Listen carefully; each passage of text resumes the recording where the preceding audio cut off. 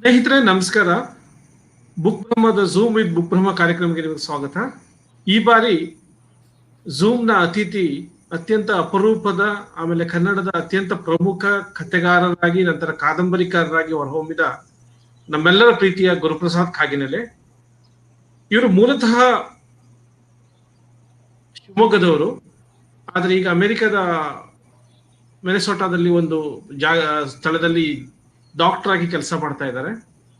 ಕನ್ನಡ ಸಾಹಿತ್ಯ ಪ್ರೇಮಿಗಳ ಪರವಾಗಿ, ಕನ್ನಡಿಗರ ಪರವಾಗಿ ಹಾಗೂ ಬುಕ್ ಬ್ರಹ್ಮ ಪರವಾಗಿ ಡಾಕ್ಟರ್ ಗುರುಪ್ರಸಾದ್ ಕಾಗಿನೆಲೆ ಅವ್ರನ್ನ ನಾನು ಸ್ವಾಗತಿಸ್ತಾ ಇದ್ದೇನೆ. ಗುರು, ನಿಮ್ಗೆ ಕಾರ್ಯಕ್ರಮ ಸ್ವಾಗತ. ನಮಸ್ಕಾರ.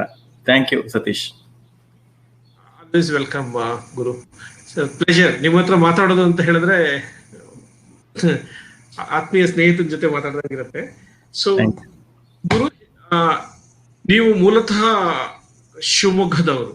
ಆಮೇಲೆ ಅಂದ್ರೆ ನಿಮ್ಗೆ ಇವೊಂದೋ ನೀವು ಶಿವಮೊಗ್ಗದವರಾಗಿದ್ರು ಸಹಿತ ನಿಮ್ಮ ಬಾಲ್ಯ ಚದರಿ ಹೋದ ಚಿತ್ರಗಳು ಎಲ್ಲೆಲ್ಲೋ ಸ್ವಲ್ಪ ಅಲ್ಲಿ ಅಲ್ಲಿ ಅಲ್ಲಿ ಚದುರಿಕೊಂಡಿದೆ. ಯಾಕಂತ ಹೇಳಿದ್ರೆ ಆಲ್ಮೋಸ್ಟ್ ಎಲ್ಲ ಸಾಹಿತಿಗಳ ಬರವಣಿಗೆಗಳನ್ನ ತಗೊಂಡ್ರೆ ನಮ್ಮ ಬಾಲ್ಯ ನಮ್ಮ ಬರವಣಿಗೆಗಳ ಮೇಲೆ ತುಂಬಾ ಪ್ರಭಾವ ಬೀರುತ್ತೆ. ಮತ್ತು ನಿಮ್ಮ ವಿಷಯಕ್ಕೆ ಸಂಬಂಧಪಟ್ಟಂಗೆ ನಾನು ಮೊದಲೇ ಹೇಳಿದ ಹಾಗೆ ನಿಮ್ಮ ಬಾಲ್ಯ ಚದುರಿದ ಚಿತ್ರ ಎಷ್ಟರ ಮಟ್ಟಿಗೆ ಅದು ಈಗಲೂ ನಿಮ್ಮ ಬರವಣಿಗೆ ಮೇಲೆ ಪರಿಣಾಮ ಬೀರ್ತಾ ಇದೆ ಅಥವಾ ಬೀರ್ತಾ ಇಲ್ಲ, ನೀವು ಸ್ವಲ್ಪ ನಮ್ಮ ಪ್ರೇಕ್ಷಕರಿಗೆ ಹೇಳಲಿಕ್ಕಾಗತ್ತಾ ಗುರು? ಖಂಡಿತ. ಸೊ ಇದು ಒಂಥರ ನಾನು ಸ್ವಲ್ಪ ಅಂದ್ರೆ ಬಾಲ್ಯ ಎಲ್ಲರನ್ನೂ ಕಾಡಿರುತ್ತೆ. ನನ್ನನ್ನು ತುಂಬಾ ಒಂದು ರೋಚಕವಾಗಿ ಕಾಡಿರೋ ಬಾಲ್ಯ ನನಗೂ ಕೂಡ ಇದೆ. ಆದ್ರೆ ಅದರಿಂದ ಬಹಳ ದೂರ ಬಂದ ಮೇಲೆ ನಾನು ಕಥೆಗಾರನಾಗಿರೋದ್ರಿಂದ ಆ ಬಾಲ್ಯವನ್ನು ಇನ್ನೂ ಮುಟ್ಟಕ್ಕೆ ನನಗೆ ಸಾಧ್ಯವಾಗಿಲ್ಲ. ಅಂದ್ರೆ ಬಹಳಷ್ಟು ಮನಸ್ಪರ್ಶಿ, ಹೃದಯಸ್ಪರ್ಶಿ ಕಥೆಗಳು ನನ್ನಲ್ಲಿ ಇದ್ರೂ ಕೂಡ ಅದು ನಾನು ಪ್ರಾಯಶಃ ನನಗೆ ಅಥವಾ ನನ್ನಲ್ಲಿರೋ ಕಥೆಗಾರನಿಗೆ ನಂಬಿಕೆ ಅಂದ್ರೆ ನನ್ನ ಜೊತೆ ಬೆಳೆಯುತ್ತಿರೋ ಪ್ರಪಂಚವನ್ನ, ನನ್ನ ಜೊತೆ ಬೆಳೀತಿರೋ ಒಂದು ಪ್ರಪಂಚದ ವರ್ತಮಾನವನ್ನ ಸೆರೆ ಹಿಡಿಬೇಕು ಅನ್ನೋ ಒಂದು ಆಸಕ್ತಿ ಕಥೆಗಾರನ ಆದ ತಕ್ಷಣ ನನ್ನ ಜೊತೆ ಬಂತು ಏನೋ ಗೊತ್ತಿಲ್ಲ. ಆದ್ರಿಂದ ನನ್ನ ವರ್ತಮಾನದ ಮೇಲೆ ಬಹಳಷ್ಟು ನನ್ನ ಆಸಕ್ತಿ ಇರೋದ್ರಿಂದ ಬಾಲ್ಯವನ್ನ ಒಂದು ಮುಟ್ಟಕ್ಕಿನ್ನೂ ಸಾಧ್ಯ ಆಗಿಲ್ಲ. ಈ ಮುಂದೆ ಆ ನಿಟ್ಟಿನ ಪ್ರಯತ್ನಗಳು ಆಗ್ಬೇಕಾಗಿದೆ ಅಂತ ಅನ್ಸುತ್ತೆ. ನೀವು ಹೇಳ್ದಂಗೆ ನಾನು ಹುಟ್ಟಿದ್ದು ಶಿವಮೊಗ್ಗ, ಆದ್ರೆ ಬೆಳೆದಿದ್ದು ಮೈಸೂರಿನಲ್ಲಿ. ನನ್ನ ಬಾಲ್ಯ ಎಲ್ಲ 7ನೇ ಕ್ಲಾಸ್ ತನಕ ಮೈಸೂರು ಮತ್ತೆ ಮಂಡ್ಯದಲ್ಲಿ ಒಂದು 6-7 ತಿಂಗಳು ಅಲ್ಲಿ ಸ್ಕೂಲ್ಗೆ ಹೋಗಿದ್ದೆ. ನಮ್ ದೊಡ್ಡಪ್ಪನ ಮನೇಲಿ ಇರ್ಬೇಕಾಗಿತ್ತು ಆ ಟೈಮಲ್ಲಿ.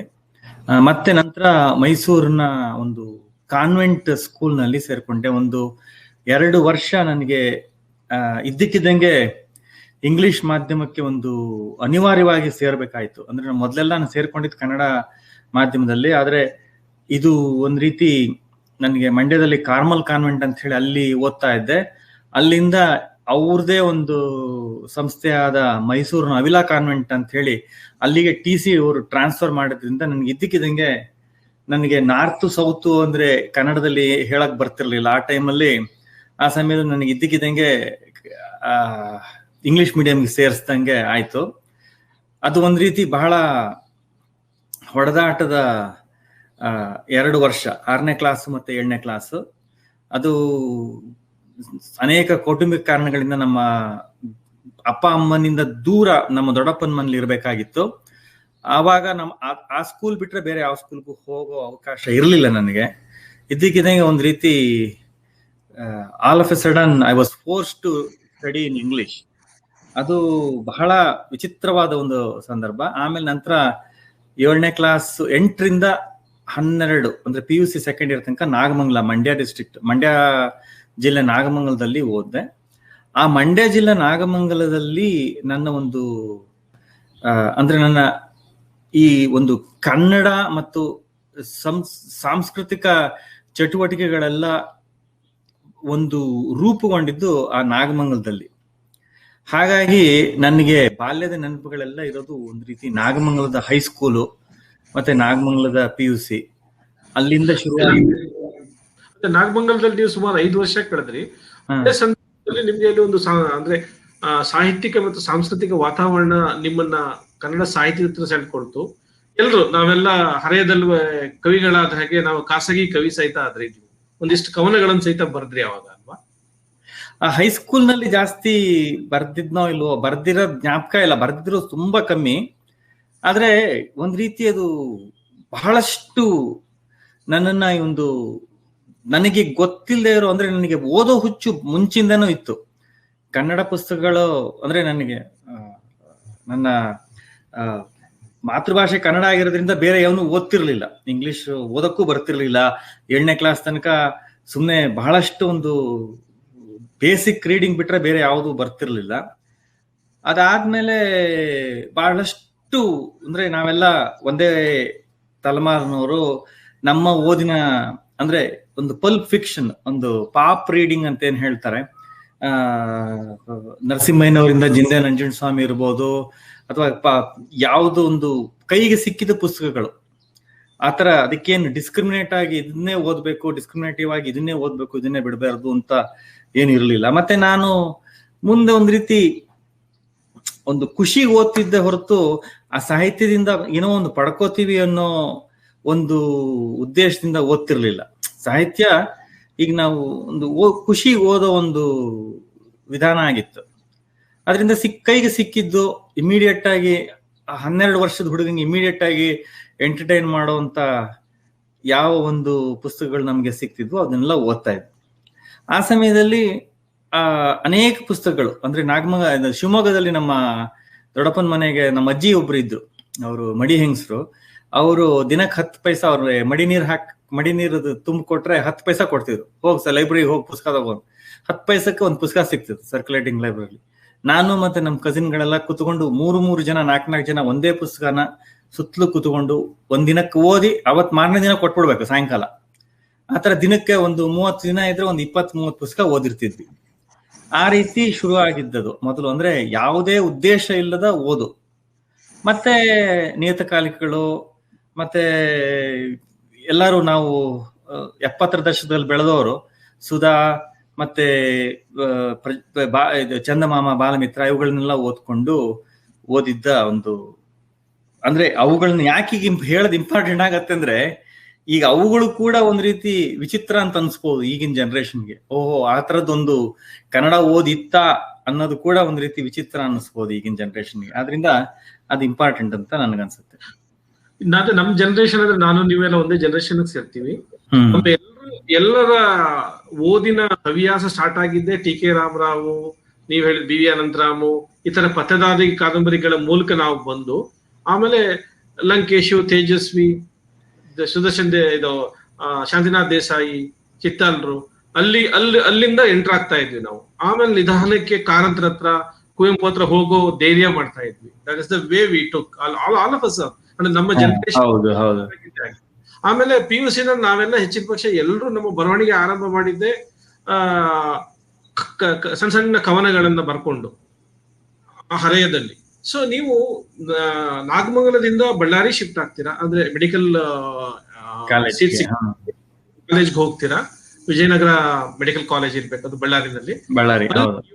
ಆಲ್ಮೋಸ್ಟ್ 7 ವರ್ಷ ನೀವು ಕಳಿತೀರಾ. ಅಗೇನ್ ಅಲ್ಲಿ MBBS ಮಾಡ್ತೀರಾ, MD ಮಾಡ್ತೀರಾ. ಆಲ್ಮೋಸ್ಟ್ 7 ವರ್ಷ ಅಲ್ಲಿ ನಿಮ್ ಮತ್ತೆ ಒಂದು ಸ್ಟಿಂಟ್ ಹೋಗುತ್ತೆ ಅಲ್ಲಿ. ಯೂಶುವಲ್ ಏನಾಗುತ್ತೆ ಅಂದ್ರೆ ಗುರು, ನಾವು ಸೈನ್ಸ್ ಯಾರು ಹೋಗ್ತೀವಿ ಅವರು ಸಾಹಿತ್ಯದಿಂದ ದೂರ ಹೋಗ್ತಾರೆ, ಅವ್ರಿಗೆ ಪುರ್ಸೋತಿರೋದಿಲ್ಲ ಅಂತ ಒಂದು ಭಾವನೆ ಇದೆ. ಆದ್ರೆ ನಿಮಗೆ ಆ ತರದ್ ಆಗ್ಲಿಲ್ಲ. ಯಾಕಂದ್ರೆ ನೀವು MBBS ಮಾಡ್ತಾನೆ ಅತ್ಯಂತ ಗಂಭೀರವಾಗಿ ಕನ್ನಡ ಸಾಹಿತ್ಯವನ್ನು ಓದುವ ಇದನ್ನ ಗಂಭೀರವಾಗಿ ಮುಂದುವರಿಸಿದ್ರಿ ಅಂತ ಕೇಳ್ಪಟ್ಟೆ ನಾನು. ಅಂದ್ರೆ ನನಗೆ ಏನಾಯ್ತು, ಇದು ಒಂದ್ ರೀತಿ ಈ MBBS ಈ ಕಾಲೇಜಿಗೆ ಸೇರ್ಕೊಂಡಾಗ ಅಲ್ಲೇನಾಗತ್ತೆ, ಒಂದ್ ರೀತಿ ನಿಮಗೆ ಬೇಕಾದ ಒಂದು ಗುಂಪನ್ನ ಆಯ್ಕೆ ಮಾಡ್ಕೊಳ್ಳಬೇಕಾಗತ್ತೆ. ಹಾಸ್ಟೆಲ್ ಅಲ್ಲಿ ಇರ್ಬೇಕಾದ್ರೆ ಒಂದು ಬ್ಯಾಚ್ ಅಲ್ಲಿ 160-170 ಜನ ಇರ್ತೀರಾ. ಮೈಸೂರು ನಾವೆಲ್ಲ ಒಂದು ಮಫುಸಿಲ್ ಏರಿಯಾ ಅಂತ ತೇಜಸ್ವಿ ಅವರು ಯಾವಾಗಲೂ ಹೇಳ್ತಾರೆ, ಅನಂತಮೂರ್ತಿ ಅವರು ತೇಜಸ್ವಿ, ಮಫುಸಿಲ್ ಏರಿಯಾ. ಚಿಕ್ಕಮಂಗ್ಳೂರು, ಮಂಡ್ಯ, ಚಿತ್ರದುರ್ಗ, ಹಾಸನ ಈ ಮತ್ತು ಅಥವಾ ಡಿಸ್ಟ್ರಿಕ್ಟ್ ಹೆಡ್ ಕ್ವಾರ್ಟರ್ಸ್ ಅಥವಾ ತಾಲೂಕಿಂದ ಬರೋರೆಲ್ಲ ಕನ್ನಡ ಮಾಧ್ಯಮದಲ್ಲಿ ಓದಿರೋರು, ಅವ್ರದ್ದು ಒಂದು ಗುಂಪಿರುತ್ತೆ. ಬೆಂಗಳೂರಿಂದ ಬಂದಿರೋರು ಸೆಂಟ್ ಜೋಸೆಫ್ಸು, ಬಿಷಪ್ ಕಾಟನ್, ಅಥವಾ ಅವರು ಕನ್ನಡದಲ್ಲಿ ಮಾತಾಡದೇ ಇರೋದಿಲ್ಲ. ಅವರು ಅಬ್ಸಲ್ಯೂಟ್ಲಿ ಅವರು ದೇ ಫೈಂಡ್ ದೇರ್ ಓನ್ ನೈಶ್, ಅವ್ರದೇ ಒಂದು ಗುಂಪನ್ನ ಹುಡುಕೊಂಡು ಅವ್ರದ್ದು ಒಂದು ಹಾಸ್ಟೆಲ್ ಕೂಡ ಅವ್ರದೇ ಒಂದು ಬೇರೆ ಬ್ಲಾಕ್, ಅವ್ರದ್ದು ಒಂಥರ ಆ ಥರದ್ದು ಮೊದಲನೇ MBBS, first MBBS, second MBBS ಸೇರ್ಕೊಂಡಾಗ. ಅಂದ್ರೆ ಇಲ್ಲತ್ತೆ ಬಳ್ಳಾರಿ ಅಂತ ಊರಲ್ಲಿ ಇದ್ದಾಗ ಹಾಸ್ಟೆಲ್ಗಳಲ್ಲಿ ಕೂಡ ಇದು ಬೇರೆ ಬೇರೆ ಆಗತ್ತೆ. ಅಂದ್ರೆ ಅಲ್ಲಿ ಇಂಗ್ಲಿಷ್ ಹಾಲಿವುಡ್ ಮೂವಿಗಳನ್ನ ನೋಡಕ್ ಹೋಗೋರು, ಕನ್ನಡ ಸಿನಿಮಾಗಳನ್ನ ನೋಡಕ್ ಹೋಗೋರು, ಕನ್ನಡ ಪುಸ್ತಕಗಳನ್ನ ಹುಡುಕೊಂಡು ಹೋಗೋರು, ಈ ತರದ್ದು ಬಹಳಷ್ಟು ಒಂದ್ ರೀತಿ ಗುಂಪುಗಳು. ಅಂದ್ರೆ ನಿಮ್ಮ ಭಾಷೆ ಬಹಳ, ಅಂದ್ರೆ ನಮ್ಗೆ ಈಗ ದೊಡ್ಡ ಒಂದು ತಾಲೂಕ್ ಹೆಡ್ ಕ್ವಾರ್ಟರ್ಸ್ ಇಂದ ಹೋಗಿರೋರು ಇಂಗ್ಲಿಷ್ ಅಲ್ಲಿ ಒಂದು ಸುಲಭವಾಗಿ ಮಾತಾಡೋದು ಕೂಡ ಕಷ್ಟ ಆಗಿರುತ್ತೆ ನಮ್ಗೆ. ಆ ಸಮಯದಲ್ಲಿ ನಮ್ಗೆ ಮತ್ತೆ ಒಂದು ಊರಿಂದ ಬಿಟ್ಟು ತುಂಬಾ ದೂರ ಹೋಗಿರೋದು ಮೊದಲನೇ ಸತಿ. ಆ ಸಮಯದಲ್ಲಿ ನಮಗೆ ಬೇಕಾದ ಒಂದು ಆಸಕ್ತಿಗಳು, ಯಾರಿಗೆ ಸಮಾನವಾದ ಆಸಕ್ತಿಗಳಿದೋ ಅವ್ರ ಜೊತೆ ನಾವು ಒಂದು ಹುಡುಕೊಳ್ಳೋದು ಸಹಜ. ಆ ರೀತಿ ಆದಾಗ ಇದ್ದಕ್ಕಿದ್ದ ಹಾಗೆ ಒಂದು ರೀತಿ ಈ ಓದುವರೊಂದು ಗುಂಪು ನನಗೆ ಬಳ್ಳಾರಿಯಲ್ಲಿ ಸಿಕ್ತು. ಅದು ಭೈರಪ್ಪನವ್ರ ಪುಸ್ತಕಗಳಿರ್ಬೋದು, ಅನಂತಮೂರ್ತಿ ಅವ್ರ ಪುಸ್ತಕಗಳಿರ್ಬೋದು, ಕುಮ್ಮಿ ಬಳ್ಳಾರಿಯವರೇ, ಕುಮ್ಮಿ ಅವ್ರಿರ್ಬೋದು, ರವಿ ಬೆಳಗೆರೆ ಕೂಡ ಅವಾಗ ಬಳ್ಳಾರಿಲೇ ಇದ್ರು. ಅವ್ರನ್ನ ಬಳ್ಳಾರಿ ಪತ್ರಿಕೆ ಅಂತ ಹೇಳಿ ನಡೆಸ್ತಾ ಇದ್ರು. ಅವ್ರು ಅವಾಗ ನಮ್ಮ ಮೆಡಿಕಲ್ ಕಾಲೇಜಿಗೆ ಬರ್ತಾ ಇದ್ರು. ಸೊ ಒಂದ್ ರೀತಿ ಈ ಒಂದು ಫೋಕಸ್ಡ್ ರೀಡಿಂಗ್ ಶುರು ಆಯ್ತಲ್ಲಿ.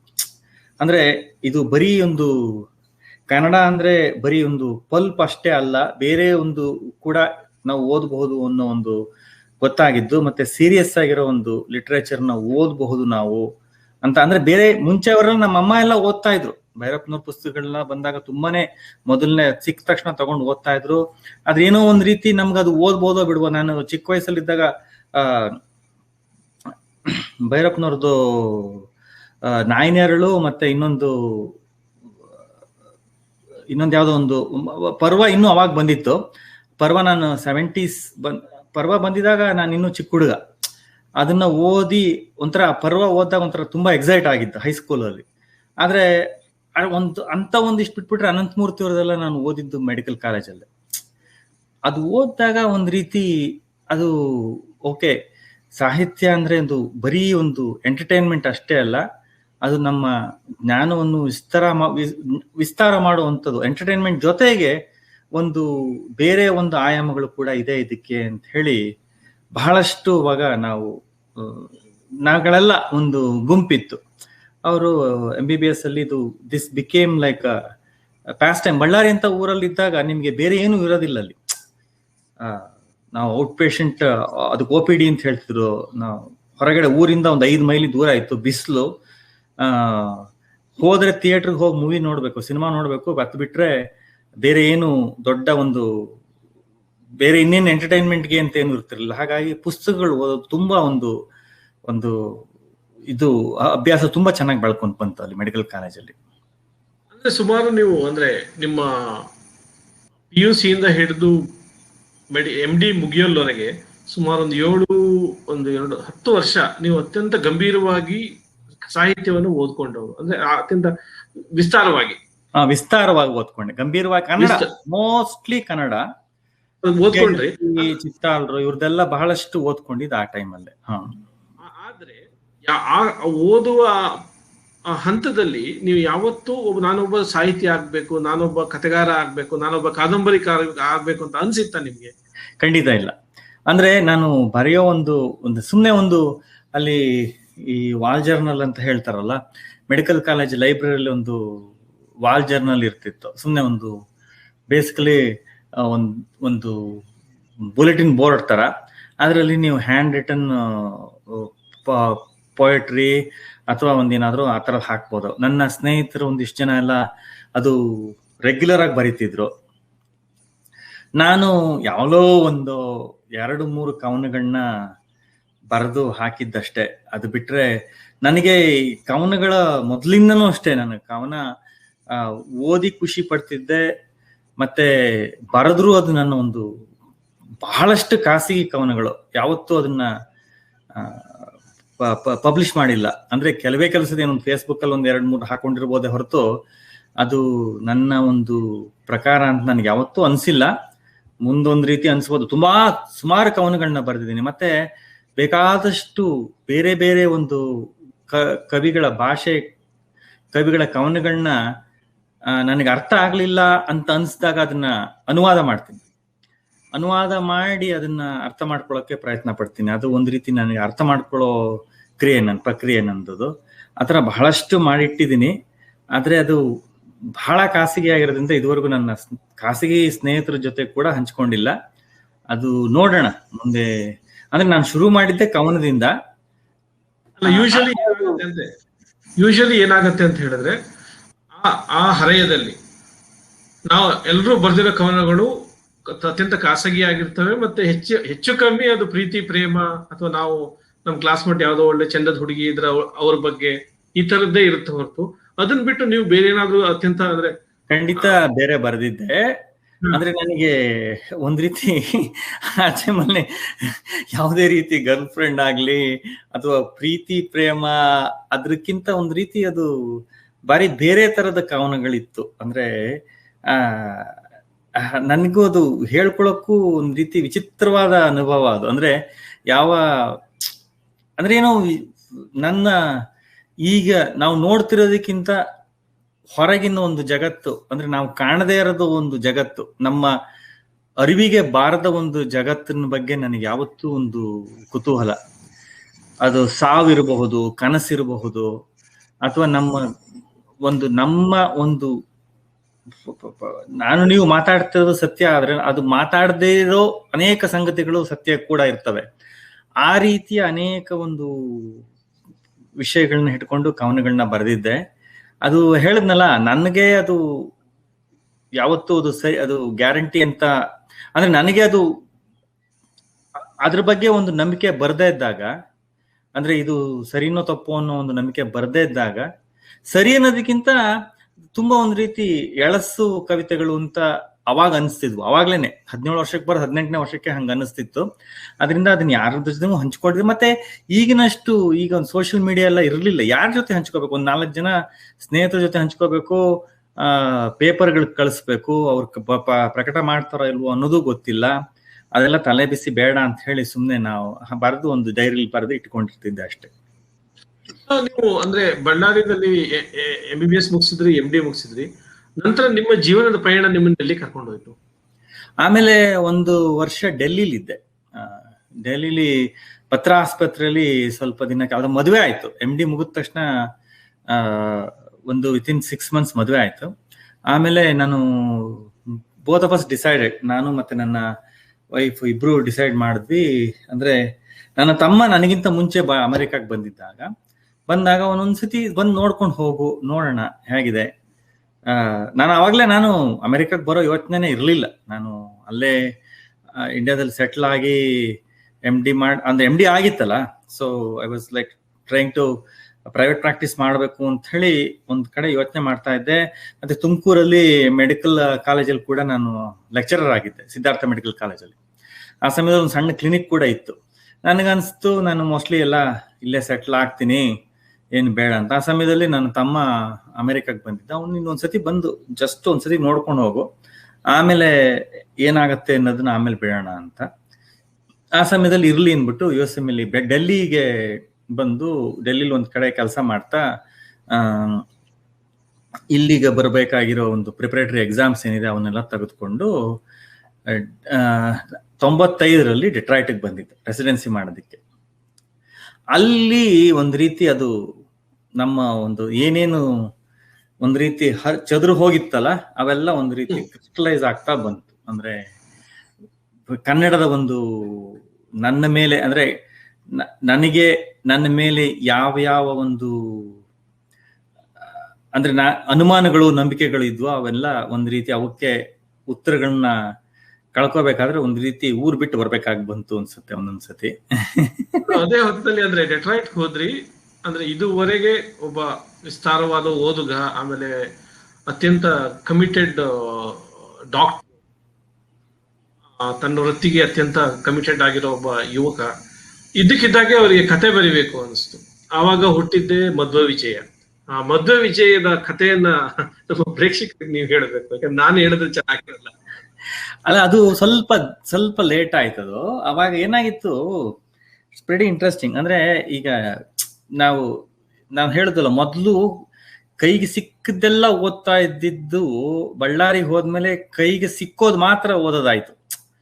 ಅಂದ್ರೆ ಅಲ್ಲಿ ಏನಾಯ್ತು, ಮೆಡಿಕಲ್ ಕಾಲೇಜಲ್ಲಿ ಲೈಬ್ರರಿ ಇರ್ತಿರ್ಲಿಲ್ಲ, ಎಲ್ಲೋ ಬೇರೆ ಕಡೆ ಹೋಗ್ಬೇಕಾಯ್ತು ಓದೋದಕ್ಕೆ. ಹಂಗಾಗಿ ನನ್ನ ಸ್ನೇಹಿತರು ಈಗ ತೇಜಸ್ವಿ ಪುಸ್ತಕಗಳನ್ನ ಇಟ್ಕೊಂಡಿದ್ರು. ಅವರು ಈಗ ಯಾರು ದುಡ್ಡು ಕೊಟ್ಟು ಪುಸ್ತಕ ತಗೋಬೇಕು ಅಂದ್ರೆ, ಸೊ ದುಡ್ಡು ಕೊಟ್ಟು ಪುಸ್ತಕಗಳನ್ನ ತಗೊಂಡವರು ಅವರು ಈಗ ಟೀಕೆ ಟಿಪ್ಪಣಿ ತಗೋತಾರೆ, ಕರವಾಲ ತಗೋತಾರೆ, ಆ ತರ ಇರ್ತಿತ್ತು. ನಮಗೂ ಆತರ ಪುಸ್ತಕ ದುಡ್ಡು ಕೊಟ್ಟು ಓದೋ ಒಂದು ಚೈತನ್ಯ ಇರಲಿಲ್ಲ. ನಾನು ಮೊದಲು ಪುಸ್ತಕ ತೆಗೆದುಕೊಂಡಿದ್ದು ಕರ್ವಾಲೋ, ಅದು ನಾನು MBBS ಫೈನಲ್ ಇಯರ್ ಇರ್ಬೇಕಾದ್ರೆ. ಅದೇನೋ ತೆಗೆದುಕೊಳ್ಬೇಕು, ಒಂದು ಪುಸ್ತಕ ತೆಗೆದುಕೋಬೇಕು ಅಂತ ಅಂದ್ರೆ ಬೇರೆ ಎಲ್ಲಾನು ಅವ್ರಿವರಿಂದ ಇಸ್ಕೊಂಡು ಓದಿದ್ದು ಅಥವಾ ಲೈಬ್ರರಿಗಳಲ್ಲಿ ಓದಿದ್ದು ಇಂಥವೇ. ಅಂದ್ರೆ ಬೇಕಾದಷ್ಟು ಓದಿದ್ರು ಕೂಡ ಅವನ್ನೆಲ್ಲ ಬೇರೆ ಬೇರೆ ಅಂತ ಇಸ್ಕೊಂಡು ಓದಿದ್ದು. ಅದನ್ನ ಆಮೇಲೆ ಬಳ್ಳಾರಿಗೆ ಬಂದ್ಮೇಲೆ, ಅಮೆರಿಕಾಗ್ ಬಂದ್ಮೇಲೆ ಒಂದ್ ರೀತಿ ಕನ್ನಡದ ನಂಟು ಕಂಪ್ಲೀಟ್ ಆಗಿ ಬಿಟ್ಟೆ ಹೋಗ್ಬಿಡ್ತು. ಅಂದ್ರೆ ನಿಮಗೆ ಬೇಕು ಅಂದ್ರೂ ಕೂಡ ನಿಮಗೆ ಸಿಗ್ತಿರ್ಲಿಲ್ಲ. ಅಂದ್ರೆ 95ರಲ್ಲಿ ಇಂಟರ್ನೆಟ್ ಇರಲಿಲ್ಲ. ಅಂದ್ರೆ ಇಂಟರ್ನೆಟ್ ಅವಾಗ ಬರ್ತಿತ್ತು. 95ರಲ್ಲಿ ಮೊದಲ ಬಾರಿಗೆ ಒಂದು ದೊಡ್ಡ ಒಂದು ಟ್ಯೂಬ್ದು ಕಂಪ್ಯೂಟರ್, ಇಷ್ಟು ದೊಡ್ಡ ಕಂಪ್ಯೂಟರ್ ಅಲ್ಲಿ ನಮ್ಮ ಹಾಸ್ಪಿಟಲ್ ಲೈಬ್ರರಿಯಲ್ಲಿ, ಅಂದ್ರೆ ಇಟ್ಸ್ ಲೈಕ್ ಒಂಥರ ಈ ಇವರು DR ನಾಗರಾಜ್ ಒಂದ್ ಕಡೆ ಬರೀತಾರೆ ಸಂಸ್ಕೃತಿ ಕಥನದಲ್ಲಿ. ಅವರು ಕೂಡ ಅದೇ ಅನುಭವ ಅನ್ಸುತ್ತೆ. ಆ ಟೈಮಲ್ಲಿ ಅವ್ರು ಅಮೆರಿಕಕ್ಕೆ ಬಂದಿದ್ರು ಅನ್ನೋ ಗೊತ್ತಿಲ್ಲ. ನನಗೆ ಯಾರೋ ನನ್ನ ಸ್ನೇಹಿತರು ಸಂಜೆವಾಣಿ ಬರ್ತಾ ಇದೆ ಅಂತ ಹೇಳಿದ್ರು. ಅದೊಂದ್ ರೀತಿ ಸಂಜೆವಾಣಿ ಅಂತ ಹೇಳಿ ಸಂಜೆವಾಣಿ.com ಅಂತ ಹಾಕಿ ಕನ್ನಡದ ಒಂದು ಅಕ್ಷರಗಳು ಕಂಪ್ಯೂಟರ್ ಸ್ಕ್ರೀನ್ ಮೇಲೆ ಕಾಣಿಸ್ಕೊಂಡಾಗ ಒಂದ್ ರೀತಿ ರೋಮಾಂಚನ. ಅದೊಂಥರ it is like you have to stay out to experience that. ಅದು ದಿನ ಸಾಯಂಕಾಲ ಹೋಗೋದು, ಅಪ್ಡೇಟ್ ಆಗೋದಕ್ಕೆ ಕಾಯ್ತಾ ಇರೋದು. ಅವ್ರು ಅಪ್ಡೇಟ್ ಮಾಡಿದ ತಕ್ಷಣ ಬೆಳಿಗ್ಗೆ ಅವರು ಯಾವ್ದೋ ಒಂದು ಟೈಮಲ್ಲಿ ಬೆಳಗಿಂದ ಮೊದಲಿಂದ ಕೊನೆ ತನಕ ಏನು ಸುದ್ದಿ ಬಂದ್ರು ಅದನ್ನು ಓದೋದು. ಆ ತರದ್ದು ಒಂದು ರೀತಿ ಆತರ ಶುರು ಆಯ್ತು. ಆಮೇಲೆ historically I think Sanjevani played a very big role 95 ನಲ್ಲಿ. ಯಾಕಂದ್ರೆ ಕನ್ನಡದ ಎಲ್ಲಾ ಪತ್ರಿಕೆಗಳಿಂದ ಮೊದಲು ಇಂಟರ್ನೆಟ್ ಪತ್ರಿಕೆ ಆರಂಭ ಆಗಿದ್ದು ಸಂಜೆವಾಣಿಯದ್ದು ಅಂತ. ಹೌದು ಹೌದು, ಖಂಡಿತ. ಅದ್ರೊಳಗೆ it made a big role ಅಂತ ಅನ್ಸುತ್ತೆ. ಹೌದು, ಅದು ಯೂನಿಕೋಡ್ ಇರಲಿಲ್ಲ ಅವೆಲ್ಲ. ಅವರು ಅವಾಗ ಜಸ್ಟ್ ಅದು ಐ ಥಿಂಕ್ JPEG ಪಿಕ್ಚರ್ಸ್ ಹಾಕ್ತಿದ್ರು ಅಂತ ಅನ್ಸುತ್ತೆ ನನಗೆ ಗೊತ್ತಿರೋ ಮಟ್ಟಿಗೆ. I don't know the technology. ಆಮೇಲೆ ಬರಹ ವಾಸು ಯೂನಿಕೋಡ್ ಅವೆಲ್ಲ ತಂದ ಮೇಲೆ ಅನೇಕರು ಯೂನಿಕೋಡ್ ಬರೋದಕ್ಕಿಂತ ಈ ಒಂದ್ ರೀತಿ ಇಂಟರ್ನೆಟ್ ಅಲ್ಲಿ ಕನ್ನಡ ಬರಬಹುದು ಅಂತ ನಮ್ಗೆ ಗೊತ್ತಾದ ತಕ್ಷಣ ಅನೇಕ ಬ್ಲಾಗ್ಗಳು, ಅನೇಕ ವಿತಿನ್ ಲೈಕ್ ಫ್ಯೂ ಇಯರ್ಸ್. ನನಗಿನ್ನೂ ಜ್ಞಾಪಕ ಇದೆ, ವಸುಧೇಂದ್ರ ಸೃಜನಾ ಅಂತ ಹೇಳಿ ಒಂದು ಬ್ಲಾಗ್ ಶುರು ಮಾಡಿದ್ದ. ಆ ಸಮಯದಲ್ಲಿ ವಸುಧೇಂದ್ರಂದು ಕಥಾ ಸಂಕಲನ, ಮೊದಲನೇ ಕಥಾ ಸಂಕಲನ ಬಂದಿತ್ತು. ನನ್ನ ತಮ್ಮನ ಕ್ಲಾಸ್ಮೇಟ್ ವಸುಧೇಂದ್ರ, ನನ್ನ ತಮ್ಮ ಸತ್ಯಪ್ರಕಾಶ್ ಅವನ ಕ್ಲಾಸ್ಮೇಟ್ ಸುರತ್ಕಲ್. ಹಾಗಾಗಿ ಅವನು ಕಥೆಗಾರ ಆಗಕ್ಕಿಂತ ಮುಂಚೆ ನನಗೆ ಗೊತ್ತಿದ್ದ. ವಸುಧೇಂದ್ರ ತುಂಬಾ ಆಪ್ತ ಸ್ನೇಹಿತ. ಅದಕ್ಕಿಂತ ಮುಂಚೆನೆ, ಕಥೆಗಾರ ಆಗಕ್ಕಿಂತ ಮುಂಚೆ ನಾನು ಹಿಂಗೆ MBBS ನಾನು ಬಳ್ಳಾರಿಗೆ ಹೋಗ್ತಾ ಇದ್ದೀನಿ, ಡೆಟ್ರಾಯ್ಟಿಗೆ ಬರ್ತಾ ಇದ್ದೀನಿ ಅಂತ ಗೊತ್ತಾಗ ಒಂದಿಷ್ಟು ಅವ್ನು ಮೊದಲನೇ ಒಂದು ಕಥಾ ಸಂಕಲನ ಕೊಟ್ಟ. ಅದು ಇನ್ನು ಇದ್ರೊಳಗೆ ಇತ್ತು, ಏನೋ ಅವರು ಕಂಪ್ಯೂಟರ್ ಪ್ರಿಂಟ್ಔಟ್ ಕೊಟ್ಟು ಅದನ್ನ ಓದಿದಾಗ ಮೊದಲನೇದು ಕತೆ ನಮ್ಮ ಮಾಜಿನ ಆಜಿ ಆಟಕ್ಕೆ ಸೇರಿಸ್ಕೊಳ್ರೋ, ಇವನ್ನೆಲ್ಲ ಕತೆಗಳನ್ನ ಓದಿದಾಗ ಇದು ಒಂದ್ ರೀತಿ ಒಂಥರ ತುಂಬಾ ಈ ತರ ಕತೆಗಳನ್ನ ಒಂದ್ ರೀತಿ ನನ್ನ ಅನುಭವಗಳು ಕೂಡ ಇದೇ ತರ ಇದೆಯಲ್ಲ, ಬಹಳಷ್ಟು ಅನೇಕ ಕತೆಗಳನ್ನ ಮಾಡ್ಬೋದಲ್ಲ ಅಂತ ಅನಿಸ್ತಿತ್ತೆ ಹೊರತು ನನ್ ಕತೆ ಬರೀಬೇಕು ಅನ್ನೋ ಒಂದು ಉದ್ದೇಶನೇ ಇರ್ಲಿಲ್ಲ. ಆಮೇಲೆ ಅಂದ್ರೆ ವಸು ಬರವಣಿಗೆಗಳು ಅಥವಾ ನಿಮ್ಗೆ ಕನ್ನಡ ಸಾಹಿತ್ಯದೊಳ ಲೋಕದೊಳಗೆ ನೇರವಾದ ನಂಟಿದ್ದು ವಸು ಕತೆಗಳು ನಿಮ್ಮನ್ನ ಟ್ರಿಗರ್ ಮಾಡಿದ್ವು. ಅಂದ್ರೆ ಆ ವಸು ಮೊದಲ ಕತೆ, ಅದು ನಮ್ಮ ಮಾಜಿನ ಆಟಕ್ಕೆ ಸೇರಿಸ್ಕೊಳ್ರೋ ಇದೆಯಲ್ಲ, ಆ ಕತೆ ಒಂದ್ ರೀತಿ ನಾನು ಓದಿದಾಗ ಈ ತರದ್ದು ಬಹಳಷ್ಟು, ಅಂದ್ರೆ not necessarily the entire literature of Vasu, but ಅವಾಗ ಬರ್ದಿದ್ದೆ ಒಂದೊಂದು 10 ಕತೆ ಇರ್ಬೋದು. ಅದ್ರ ಬಗ್ಗೆ ಕೆಲವೊಂದು ಕತೆಗಳ ಬಗ್ಗೆ ನಾವೆಲ್ಲ ಜಗಳ ಆಡಿದ್ವಿ, ಇದೇನ ಹಿಂಗ್ ಬರೀತ್ಯಾ ಈ ತರದೆಲ್ಲ ಸಾಧ್ಯನೇ ಇಲ್ಲ, ಹಂಗೆ ಹಿಂಗೆ ಈ ತರದ್ದು ತುಂಬಾ ಒಂದು ಡ್ರಾಮ್ಯಾಟಿಕ್ ಆಗಿ ಬರೀತಿ ನೀನು, ಹಂಗೆ ಹಿಂಗೆ ಅಂತೆಲ್ಲ ಗಲಾಟೆ ಮಾಡಿದ್ರು. ಈ ಮೊದಲನೇ ಕತೆ ಇದೆ ನೋಡಿ, ಅದು ಬಹಳ ತಟ್ಟಿತ್ತು. ಈ ತರದ್ದೊಂದು ಕಥೆನ ನನಗೆ ಬೇಕಾದಷ್ಟು ಈ ತರದೊಂದು ಎಕ್ಸ್ಪೀರಿಯನ್ಸ್ ಆಗಿದೆ ಅಂತ ಹೇಳಿ ಅಂತ ಅನ್ಸಿತ್ತು. ಒಂದು ಜಸ್ಟ್ ಟ್ರಿಗರ್ ಅಷ್ಟೇ. ಅದು ಬರ್ದಿರ್ಲಿಲ್ಲ, ಅದು ಅಟೆಂಪ್ಟ್ ಕೂಡ ಮಾಡಕ್ ಹೋಗಿರ್ಲಿಲ್ಲ. ಆಮೇಲೆ MBBS ಮುಗಿದು ನಂದು ರೆಸಿಡೆನ್ಸಿ ಮುಗಿದು ನಾನು ಕೆಲ್ಸಕ್ಕೆ ಸೇರ್ಕೊಂಡಾಗ ಆ ಸಮಯದಲ್ಲಿ ಭಾರತಕ್ಕೆ ಬಂದಾಗ ನೀವು ಚೂಸಿಯಾಗಿ ಪುಸ್ತಕಗಳನ್ನ ಕನ್ನಡ, ಅಂದ್ರೆ ನಾನು ಆ ಟೈಮಲ್ಲಿ ಮತ್ತೆ ಇನ್ನೊಂದ್ಸತಿ ಮರು ಓದಿಕೆ ತೆರೆದುಕೊಳ್ತಿದ್ದ ಒಂದು ಮನಸ್ಸಾಗ. ಅಂದ್ರೆ ನಾನು MBBS MD ಸಿಕ್ಕಾಬಡೆ ಓದೋದು ಕೆಲಸ. ಈ ಸಮಯದಲ್ಲಿ ಎಷ್ಟೇ ನಿಮ್ಗೆ ಓದ್ಬೇಕು ಅನ್ಸಿದ್ರು ಹಿಂಗೊಂದು ಕೈಗೆ ಸಿಕ್ಕಿದ್ ಓದ್ಬೇಕೇ ಹೊರತು ನಿಮಗ್ ಬೇಕಾದ್ದು ಓದಕ್ಕೆ ಆಗ್ತಿರ್ಲಿಲ್ಲ. ಅವಾಗ ಇದೊಂದು ಮೇಡ್ ಅನ್ ಅಟೆಂಪ್ಟ್. ನಾನು ಆ ಸಮಯದಲ್ಲಿ ಅಂಕಿತ ಪುಸ್ತಕ ಕೂಡ ಅವಾಗ್ಲೇ ಓಪನ್ ಆಗಿತ್ತು, ಭಾವನಾ ಬರ್ತಿತ್ತು, ಜಯಂತ್ ಅವ್ರದ್ದು ಭಾವನಾ ಬರ್ತಿತ್ತು. ಮತ್ತೆ ವಸುಧೇಂದ್ರ ಕೂಡ ಅವಾಗ ತುಂಬಾ ಹತ್ರದ ಗೆಳೆಯನಾಗಿದ್ದ. ಅಂದ್ರೆ ನಾನು ಅವನ್ ಬರ್ದಿದ್ದೆಲ್ಲ ನನ್ನ ಜೊತೆ ಹಂಚ್ಕೋತಿದ್ದ. ಆಮೇಲೆ ನಾನೇನು ಬರ್ದಿರ್ಲಿಲ್ಲ. ಆವಾಗ ಒಂದು 1999 ಅನ್ಸುತ್ತೆ, 99 or 2000 ಆ ಸಮಯದಲ್ಲಿ ಮತ್ತೆ ದಾಟು ಮತ್ತೆ ಭಾರತೀಪುರ ಇವನ್ನೆಲ್ಲ ಮತ್ತೆ ಓದಿದ್ಮೇಲೆ ಒಂದು ಸುಮ್ನೆ ಅದೆಲ್ಲ ಅಂದ್ರೆ ಅವೆಲ್ಲ ಇಂಡೈರೆಕ್ಟ್ ಆಗಿ ಇನ್ಫ್ಲೂಯೆನ್ಸ್ ಮಾಡಿದ್ದೆ ಹೊರತು ಒಂದು ಕತೆ ಬರೀಬೇಕು ಅಂತ ಸುಮ್ನೆ ಅಂತನ್ಸಿ, ಅದು ಕತೆಗೊಂದು ಆಕಾರ ಹೇಗಿರುತ್ತೆ, ಅದಕ್ಕೊಂದು ರೂಪ ಹೇಗಿರುತ್ತೆ, ಮತ್ತೆ ತಂತ್ರ ಏನು ಗೊತ್ತಿಲ್ಲ, ಸುಮ್ನೆ ಬರೆಯೋಣ ಅಂತ ಹೋಗಿದ್ದು. ಫಸ್ಟ್ ಟೈಮ್ ಬರೆದಿದ್ದು 5,000 7,000 ಪದದ ಕತೆ ಆಗೋಯ್ತದು. ಮೊಟ್ಟ ಮೊದಲು ಹೋದಾಗ ಇವತ್ತಿಗೂ ಕೂಡ ವಸುಧೇಂದ್ರನೇ. ಅವತ್ತು 20 ವರ್ಷದಿಂದ ನಾನು ಏನೇ ಬರೆದ್ರು ನಾನು ಅವನಿಗೆ ಕಳಿಸ್ತೀನಿ, ಅವನು ನನಗೆ ಕಳಿಸ್ತಾನೆ. ಮತ್ತೆ ಇತ್ತೀಚೆಗೆ ವಸ್ತಾರೆ, ದತ್ತಾತ್ರಿ, ಮತ್ತೆ ಈಗ ಕಳೆದ ಒಂದು 10 ವರ್ಷದಿಂದ ವಿವೇಕ್, ಇವ್ರಿಗೆಲ್ಲ ನಾವೆಲ್ಲ ಒಬ್ರದೊಬ್ರು ಮೊದಲು ಓದ್ಕೊಳ್ತೀವಿ. ಅವಾಗಂತೂ ವಸುಧೇಂದ್ರ ಮುಂಚೆ ಎಲ್ಲಾನು ಕಳಿಸ್ತಾ ಇದ್ದೆ. ಅವನು ಇದನ್ನ ಓದ್ಬಿಟ್ಟು ನೋಡೋಣ ಇದನ್ನ ಎಲ್ಲಿ ಪ್ರಕಟ ಮಾಡ್ಬೋದು, ಕತೆ ಸ್ವಲ್ಪ ದೊಡ್ಡದಾಯ್ತು, ಬಹಳ ಚೆನ್ನಾಗಿದೆ, ನನಗೆ ಅವನಿಗಂತೂ ಇಷ್ಟ ಆಯ್ತು. ಅದು ಹಿಡ್ಕೊಂಡು ಎಲ್ಲಾ ಕಡೆ ಎಲ್ಲಾ ಪೇಪರ್ಗಳವರೆಗೂ ಹೋಗಿ ಕೊಟ್ಟ. ಅವರು ತುಂಬಾ ದೊಡ್ಡದಾಯ್ತ್ರಿ ಇದು, ಕತೆ ಇಲ್ಲ, ಹಾಕಕ್ ಆಗಲ್ಲ ಅಂತ ಹೇಳಿ ಅದನ್ನ ಆಲ್ಮೋಸ್ಟ್ ಅದು ಎಲ್ಲೂ ಓದಕ್ಕೆ ಒಂದು ಮುಕ್ತಿ ಕಾಣಿಸ್ಲಿಲ್ಲ. ಮಧ್ಯ ವಿಜಯ ಕತೆ ಹಂಗೆ ಉಳ್ಕೊಂಡಿತ್ತು ಸುಮಾರು ಒಂದು ವರ್ಷದ ಮೇಲೆ. ಅಷ್ಟೊತ್ತಿಗೆ ಇನ್ನೊಂದೆರಡು ಕತೆ ಬರೆದು ಕಳಿಸಿದ್ದೆ. 3ನೇ ಕತೆ kannadasahithi.com ಅಂತ ಹೇಳಿ ಶೇಖರ್ ಪೂರ್ಣ ಅಂತ ಹೇಳಿ ಒಬ್ರು ಜರ್ನಲಿಸ್ಟ್, ಡೆಕ್ಕನ್ ಹೆರಾಲ್ಡ್ ಇದ್ರು. ಅವರು ಒಂದು ಆರ್ಕೈವ್ ಮಾಡಬೇಕು, ಕನ್ನಡದ ಇಂಪಾರ್ಟೆಂಟ್ ವರ್ಕ್ಸ್ ಎಲ್ಲ ಆರ್ಕೈವ್ ಮಾಡಬೇಕು ಅಂದ್ಬಿಟ್ಟು ಅದನ್ನೊಂದು ವೆಬ್ಸೈಟ್ ತೆಗೆದಿದ್ರು. ಅದರೊಳಗೆ ಒಂದಿಷ್ಟು ಹೊಸ ಕತೆಗಳನ್ನ ಪ್ರಕಟ ಮಾಡ್ಬೇಕು ಅಂತ ಹೇಳಿ ಹೊಸಬ್ರದನ್ನು ಪ್ರಕಟ ಮಾಡ್ತಿದ್ರು. ಅದರೊಳಗೆ ನನ್ನ 3ನೇದು ಕತೆ ಯೋಗಣ್ಣ, ವಿಷ್ಣು ಸಹಸ್ರನಾಮ ಮತ್ತು ಕಾರ್ಡಿಯಾಲಜಿ ಅಂತ ಹೇಳಿ ಒಂದು ಸಣ್ಣ ಕತೆ. ಅದು ಇಟ್ ವಾಸ್ ವೆರಿ ಬ್ರೀಫ್, ಸಣ್ಣ ಕತೆ ಅದು. ಮತ್ತೆ ಇನ್ನೊಂದಿಷ್ಟು ಆ ಸಮಯದಲ್ಲಿ ವಿವೇಕ್ ಲಂಡನ್ ಅಲ್ಲಿ ಇದ್ರು, ಮತ್ತೆ ವಸುಧೇಂದ್ರ ಕೂಡ ಲಂಡನ್ ಅಲ್ಲಿ ಇದ್ದ. ಇಬ್ರಿಗೂ ಆ ಕತೆಗಳನ್ನ ವಿವೇಕ್ ಕಳಿಸ್ಬಿಟ್ಟು, ನೋಡಿ ಈ ತರ ಯಾರು ಯಾವ್ದು ಇದುವರೆಗೂ ಒಂದು ಪ್ರಕಟ ಆಗಿಲ್ಲ, ಕತೆ ಬರ್ದೆ, ನಿಂಗೇನ್ ಅನ್ಸುತ್ತೆ ಅಂದ್ರೆ ವಿವೇಕ್ ನನಗೆ ಒಂದು ಇಮೇಲ್ ಕಳಿಸಿದ್ರು. ಅಂದ್ರೆ it was very appreciative of it. And ಅವರ ಹೇಳೋ ಒಂದು ಅಂದ್ರೆ ಕತೆ ಮತ್ತು ಕತೆಗಾರನ ನಡುವೆ, ಅಂದ್ರೆ ನೀವು ಇದ್ದಕ್ಕಿದ್ದಂಗೆ ಕತೆಗಾರ ಎಲ್ಲಿ ಇಂಟರ್ಪೋಸ್ ಆಗ್ಬಾರ್ದು, ನೀನು ಯಾವ ತರ ಬರಿಬಾರ್ದು ಅಂತ ಒಂದು ಸಣ್ಣ ಒಂದು ಮಾತು ಹೇಳ್ತಾರೆ. Very very subtle things, but he conveys in such a way that will have A huge impact on the writer. ಆತರ ಮೊದಲಿಂದ ನನಗೆ ಅದು ವಿವೇಕದ ಒಂದು ಫೀಡ್ಬ್ಯಾಕ್, ನನಗೆ ವಿವೇಕ್ ಅವ್ರ ಫೀಡ್ಬ್ಯಾಕ್ ಮೊದಲಿಂದ ಸಿಗ್ತಾ ಬಂದಿದೆ. ಅದು ಮೊದಲನೇ ಕತೆಗೇನೆ ಅವರು ಹೇಳಿದ್ರು. ಆಮೇಲೆ ಆ ಸಮಯದಲ್ಲಿ ಜೋಗಿ ಕನ್ನಡಪ್ರಭ ವಿಶೇಷಾಂಕದಲ್ಲಿ ಮಧ್ಯ ವಿಜಯನ ಪ್ರಕಟ ಮಾಡೋದು. ಆ ಸಮಯದಲ್ಲಿ ಬೇರೆ ಒಂದಿಷ್ಟು ಆರ್ಟಿಕಲ್ಗಳು ಅಂದ್ರೆ ಲೇಖನಗಳೆಲ್ಲ ದಟ್ಸ್ ಕನ್ನಡ ಈ ತರದ ವೆಬ್ ಪೋರ್ಟಲ್ಗಳಲ್ಲಿ ಬಂದು, ಒಂದಿಷ್ಟು ವಿಜಯ್ ಕರ್ನಾಟಕ, ಪ್ರಜಾವಾಣಿ ಇಂಥ ಕಡೆ ಒಂದಿಷ್ಟು ಪೋರ್ಟಲ್ಗಳಲ್ಲಿ, ಪ್ರಜಾವಾಣಿ ಪೇಪರ್ಗಳಲ್ಲಿ ಲೇಖನಗಳು ಬಂದ್ವು. ಕತೆಗಳು ದೊಡ್ಡದಾಗ್ತಿದ್ವು ನಂದು.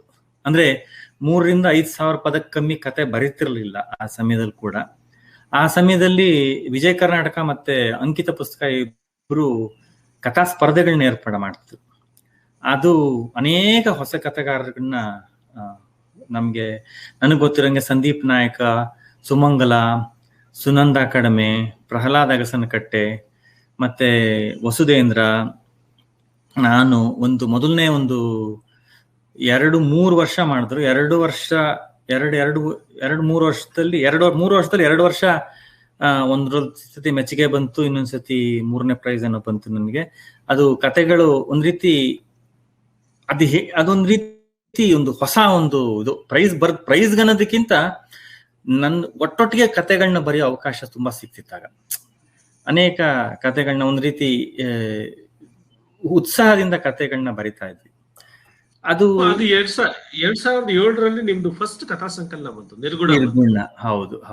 ನಿರ್ಗುಣ ಬಂತು, ಅದಕ್ಕೆ ಒಳ್ಳೆ ಅಪ್ರಿಸಿಯೇಷನ್ ಬಂತು. ಆಮೇಲೆ 2003 ಅನ್ಸುತ್ತೆ ಸತೀಶ್, ಸಾರಿ 2003. ಹೌದು, 2003 ಬಂತದ್ದು. ಹೌದು, ಸಾರಿ, ನಿರ್ಗುಣ ಬಂತು.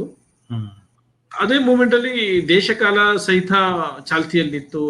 ಸಾಕಷ್ಟು ಕಥೆಗಾರರಿಗೆ, ಹೊಸ ಪ್ರತಿಭೆಗಳಿಗೆ ಅವಕಾಶಗಳು ಸಾಕಷ್ಟು ಸಿಕ್ಕದು. ನೀವು ಕಥೆಗಾರರಾಗಿದ್ದವ್ರು ಇದ್ದಕ್ಕಿದ್ದಂಗೆ ಬಿಳಿಯ ಚಾದರ ಕಾದಂಬರಿ ಬರೆಯಕ್ಕೆ ಹೊರಟಿದ್ದು ಹೇಗೆ? ಅದು ಒಂದ್ ರೀತಿ ನನಗೆ ಮೊದಲಿಂದನೂ ಅದು ಒಂದು ತಲೆ ಒಳಗಿತ್ತು. ಅಂದ್ರೆ ನನಗೆ ಪದಮಿತಿ ಹಾಕೊಂಡು ಬರೆಯೋದು ಬಹಳ ಕಷ್ಟ ಅನ್ನೋದು ನನ್ನ ತಲೆ ಒಳಗಿತ್ತು. ಆ ಸಮಯದಲ್ಲಿ ವಿವೇಕ ನನಗೆ ಫೀಡ್ಬ್ಯಾಕ್ಗಳು ಬಂದಿದ್ದು. ನನ್ನ ಫ್ರೆಂಡ್ಸ್, ಮೋರ್ ದೆನ್ ಕ್ರಿಟಿಕ್ಸ್, ನನ್ನ ಸ್ನೇಹಿತರು, ಬರಹಗಾರ ಮಿತ್ರರು, ಲೇಖ ಮಿತ್ರರು, ಅವರು ಕೂಡ ಅಷ್ಟೇ. ಮೊದಲು ಓದ್ದಾಗ್ಲೇ ನಿನಗೆ ಒಂದು ಕಾದಂಬರಿ ಬರೆಯೋ ಒಂದು ಸ್ಟೈಲಲ್ಲೇ ಕತೆ ಬರೀತಾ ಇದೆಯಾ, ಅದರಿಂದ ನೀನು ರಿಸ್ಟ್ರಿಕ್ಟ್ ಮಾಡ್ಕೊಂಡಂಗಾಗತ್ತೆ. ಅದು ಮೊದಲನೇ ಕಥಾ ಸಂಕಲನ ಬಿಡುಗಡೆ ಆಯ್ತು. ನಿರ್ಗುಣ 2003 ಬಿಡುಗಡೆ ಆಯ್ತು. ಈ ಅಶೋಕ್ ಹೆಗಡೆ ನನ್ನ ಸ್ನೇಹಿತ, ಈಗ ಬರಿತಿಲ್ಲ ಕನ್ನಡದಲ್ಲಿ. ಅವನಿಗೆ ಇಂಟರ್ವ್ಯೂ ನೋಡಿದ್ರೆ ಆದ್ರೆ ಅಟ್ಲೀಸ್ಟ್ ಮತ್ತೆ ಬರಿ ಅಂತ ಹೇಳಬೇಕು ಅವನಿಗೆ. ಆತ ಆ ಸಮಯದಲ್ಲಿ ಅನೇಕ ಒಳ್ಳೆಯವನು ಮತ್ತೆ ಬಣ್ಣ, ವಾಸನೆ, ಶಬ್ದ ಇತ್ಯಾದಿ ಈ ತರದ್ದೆಲ್ಲ ಕಥಾ ಸಂಕಲನಗಳನ್ನು ಬರೆದು ಒಂದು ಕಾದಂಬರಿ ಕೂಡ ಬರೆದ, ಅಶ್ವಮೇಧ. ಅವನು ಮಿನಿಯಾಪಲಿಸ್ಗೆ ಬರ್ತಾ ಇದ್ದ, ನಮ್ಮ ಮನೆಗೆ ಬಂದಾಗ ಹಿಂಗೆ ಏನೋ ಊಟ ಮಾಡ್ತಾ ಕೂತ್ಕೊಂಡು ಮಾತಾಡ್ತಿರ್ಬೇಕಾದ್ರೆ, ನೀನು I think you should venture on a novel, ಆದಷ್ಟು ಟ್ರೈ ಮಾಡು, ಬರೀ ನೋಡೋಣ, ಏನಾದ್ರೂ ಆಗ್ಲಿ ಅಂತ ಒಂದು ತಲೆ ಒಳಗೆ ಒಂದು ಹುಳ ಬಿಟ್ಟಿದ್ದು. ಅದು ನನಗೆ ಅವ್ನು ಬಿಟ್ಟು ಹೋದ್ಮೇಲೆ ಇದ್ದಕ್ಕಿದಂಗೆ ನನ್ನ ತಲೆ ಒಳಗೊಂದು ಸಬ್ಜೆಕ್ಟ್ ಇತ್ತೋ ಇಲ್ವೋ, ಅದು ಒಂಥರ ಅದು ಬರೆಯಕ್ಕೆ ಶುರು ಮಾಡಿದೆ. ಬರೆಯಕ್ಕೆ ಶುರು ಮಾಡಿ ಒಂದು ವರ್ಷ ಆಯ್ತು ಅನ್ಸುತ್ತೆ, 1.5 ವರ್ಷ ತಗೊಂಡೆ. 2005ರಲ್ಲಿ ಶುರು ಮಾಡಿದ್ದು, 2007ರಲ್ಲಿ ಅದು ಪ್ರಕಟ ಆಯ್ತು. ಅಂದ್ರೆ ಬರೆದಿದ್ದು 2006ರಲ್ಲಿ ಮುಗೀತು. ಮತ್ತೆ ಮಾಮೂಲಿ ನನ್ನ ಖಾಸಗಿ ಓದುಗರಿಗೆ ಮೊದಲನೇ ಓದುಗರಿಗೆ ತೋರಿಸಿ ಅನಂತಮೂರ್ತಿ ಅವ್ರದಕ್ಕೊಂದು ಮುನ್ನುಡಿ ಬರ್ಕೊಟ್ರು. ಬಹಳ ಇಷ್ಟ ಆಯ್ತು ಅವ್ರಿಗೆ ಕೂಡ. ಮನೋಹರ್ ಗ್ರಂಥಮಾಲದವರು ಪ್ರಕಟ ಮಾಡಿದ್ರು. ಅಂದ್ರೆ ನನಗೆ ಇಲ್ಲಿ ಹೊರಗಿದ್ದಾಗ ಬಹಳ ಕಷ್ಟ. ಅಲ್ಲಿನ ಅಂದ್ರೆ ನನ್ನ ಒಂದು ಕಥಾ ಸಂಕಲನ, ಒಂದು ಎರಡನೇ ಒಂದು ಲೇಖನ ಸಂಗ್ರಹ ವೈದ್ಯ ಮತ್ತೊಬ್ಬ ಅಂತ ವಸುಧೇಂದ್ರ ಚಂದ್ರಪ್ರಕಾಶದಿಂದ ಪ್ರಕಟ ಆಗಿದ್ದು. ಅಷ್ಟು ಬಿಟ್ರೆ ಬೇರೆ ಏನು ಪ್ರಕಟ ಆಗಿರ್ಲಿಲ್ಲ. ಆವಾಗ ಒಂದು ಕಾದಂಬರಿ ಇದ್ದಕ್ಕಿದ್ದಂಗೆ ಬರೆದ್ರೆ ಹೇಗೆ ಅದು ಪ್ರಕಟ ಆಗುತ್ತೋ ಇಲ್ವೋ ಅನ್ನೋದೊಂದಿತ್ತು. ಮತ್ತೆ biggest thing is lack of ಒಂದು, ಅಂದ್ರೆ ನಮ್ಮನ್ನು ನಾವು ನಾವಿದೀವಿ ಅಂತ ಗೊತ್ತಾಗೋದಕ್ಕೆ ಯಾವ ಒಂದು ಅವೆನ್ಯೂಸ್ ಇರಲಿಲ್ಲ. ಈಗಿರೋ ಹಂಗೆ ಸೋಷಿಯಲ್ ಮೀಡಿಯಾ, ನಿಮ್ಮ ಪ್ರೆಸೆನ್ಸ್ ನ ನೀವು ಹೇಳ್ಕೋಬೋದಲ್ಲ, ಆತರ ಏನು ಇರಲಿಲ್ಲ. ಹಿಂಗೆ ಮನೋಹರ್ ಗ್ರಂಥಮಾಲದವರಿಗೆ ನಾನು ಗುರುಪ್ರಸಾದ್ ಅಂದ್ರೆ ಯಾರು ಅಂತ ಶುರು ಮಾಡಿ, ಆಮೇಲೆ ಇವರು ಇತ್ತ ಕಾದಂಬರಿ ಬರೆದಿದ್ದಾರೆ, ಅದನ್ನ ತಗೋಬೇಕು ಅಂತ ಯಾರಾದ್ರೂ ಹೇಳ್ಬಿಟ್ಟು ಆಮೇಲೆ ಇದು ಮಾಡ್ಬೇಕು. ಬೇಕು ಒಂದಿಷ್ಟು ಜನ ಪ್ರಕಾಶಕರನ್ನ ಕೇಳಿದಾಗ ಅವ್ರು 1-2 ವರ್ಷ ಆಗ್ಲಿ ನೋಡೋಣ, ಹಂಗೆ ಹಿಂಗೆ ಅಂತ ಹೇಳಿದ್ರು. ಅವರು ಮನೋಹರ್ ಗ್ರಂಥಮಾಲದವ್ರಿಗೆ ಅದನ್ನ ಕಳಿಸಿ ವಿವೇಕ್ ಶಾನ್ಭಾಗ್ಗೆ ಕಳಿಸಿದ್ದು. ಅವರು ಓದ್ಬಿಟ್ಟು ಆಯ್ತು ನಾವು ಪ್ರಕಟ ಮಾಡ್ತೀವಿ ಮುಂದಿನ ವರ್ಷ ಅಂತ ಹೇಳಿ ಅದನ್ನ ಪ್ರಕಟ ಮಾಡಿದ್ರು. ಬಿಳಿಯ ಚಾದರ ಅದಕ್ಕೊಂದು ರೀತಿ ಅದಕ್ಕೆ ಆದ ಒಂದು ಅಪ್ರಿಸಿಯೇಷನ್ ಮತ್ತೆ ಕ್ರಿಟಿಸಿಸಮ್ ಎರಡೂ ಕೂಡ ಬಂದ್ವು. ದೆನ್ ಯು ಮೂಡ್ ಆನ್, ಅಂದ್ರೆ ಬಿಳಿಯ ಚಾದ್ರ ನಂತರ ಶಕುಂತಲ ಬಂತು ನಿಮ್ದು ಮತ್ತೊಂದು ಕಥಾ ಸಂಕಲನ. ಶಕುಂತಳ ಆಲ್ಮೋಸ್ಟ್ ವಿತಿನ್ 6 months ಅದೇ ಕಥಾ ಸಂಕಲನ ರೆಡಿ ಆಗಿತ್ತು, ಆಲ್ಮೋಸ್ಟ್ ವಿತಿನ್ 6 months ಅದು ಕೂಡ ಬಂತು. ಅಲ್ಲ, ನಿಮ್ಮ ಕಳೆದ ಸುಮಾರು ಕಳೆದ 2007 ಅವೆರಡು 2007. ಅದೇ ಕಳೆದ 17-18 ವರ್ಷದಲ್ಲಿ ನಿಮ್ಮ ಜರ್ನಿ ನೋಡಿದ್ರೆ ನೀವೊಂದು ಕಥಾ ಸಂಕಲನ ಬರುತ್ತೆ, ಅದಾದ್ಮೇಲೆ ಒಂದು ಕಾದಂಬರಿ ಬರುತ್ತೆ, ಕಾದಂಬರಿ ಕಥಾ ಸಂಕಲನ ಬರುತ್ತೆ.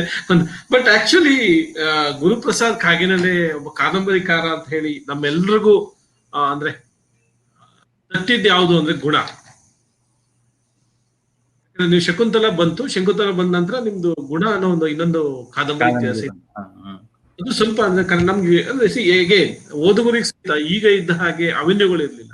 ಯಾವ್ದಾದ್ರು ಹೊಸ ಪುಸ್ತಕ ಬಂದ್ರೆ ಈಗ ಆಗಲ್ಲ, ಪ್ರಕಾಶಕರು ಅವ್ರು ಫೇಸ್ಬುಕ್ ಅಲ್ಲಿ ಹಾಕ್ತಾರೆ, ಕಾದಂಬರಿಕಾರರು ಸಹಿತ ಹೇಳ್ಕೊತಾರೆ ನನ್ನೊಂದು ಹೊಸ ಪುಸ್ತಕ ಬಂದಿದೆ ನೋಡಿ ಅಂತ.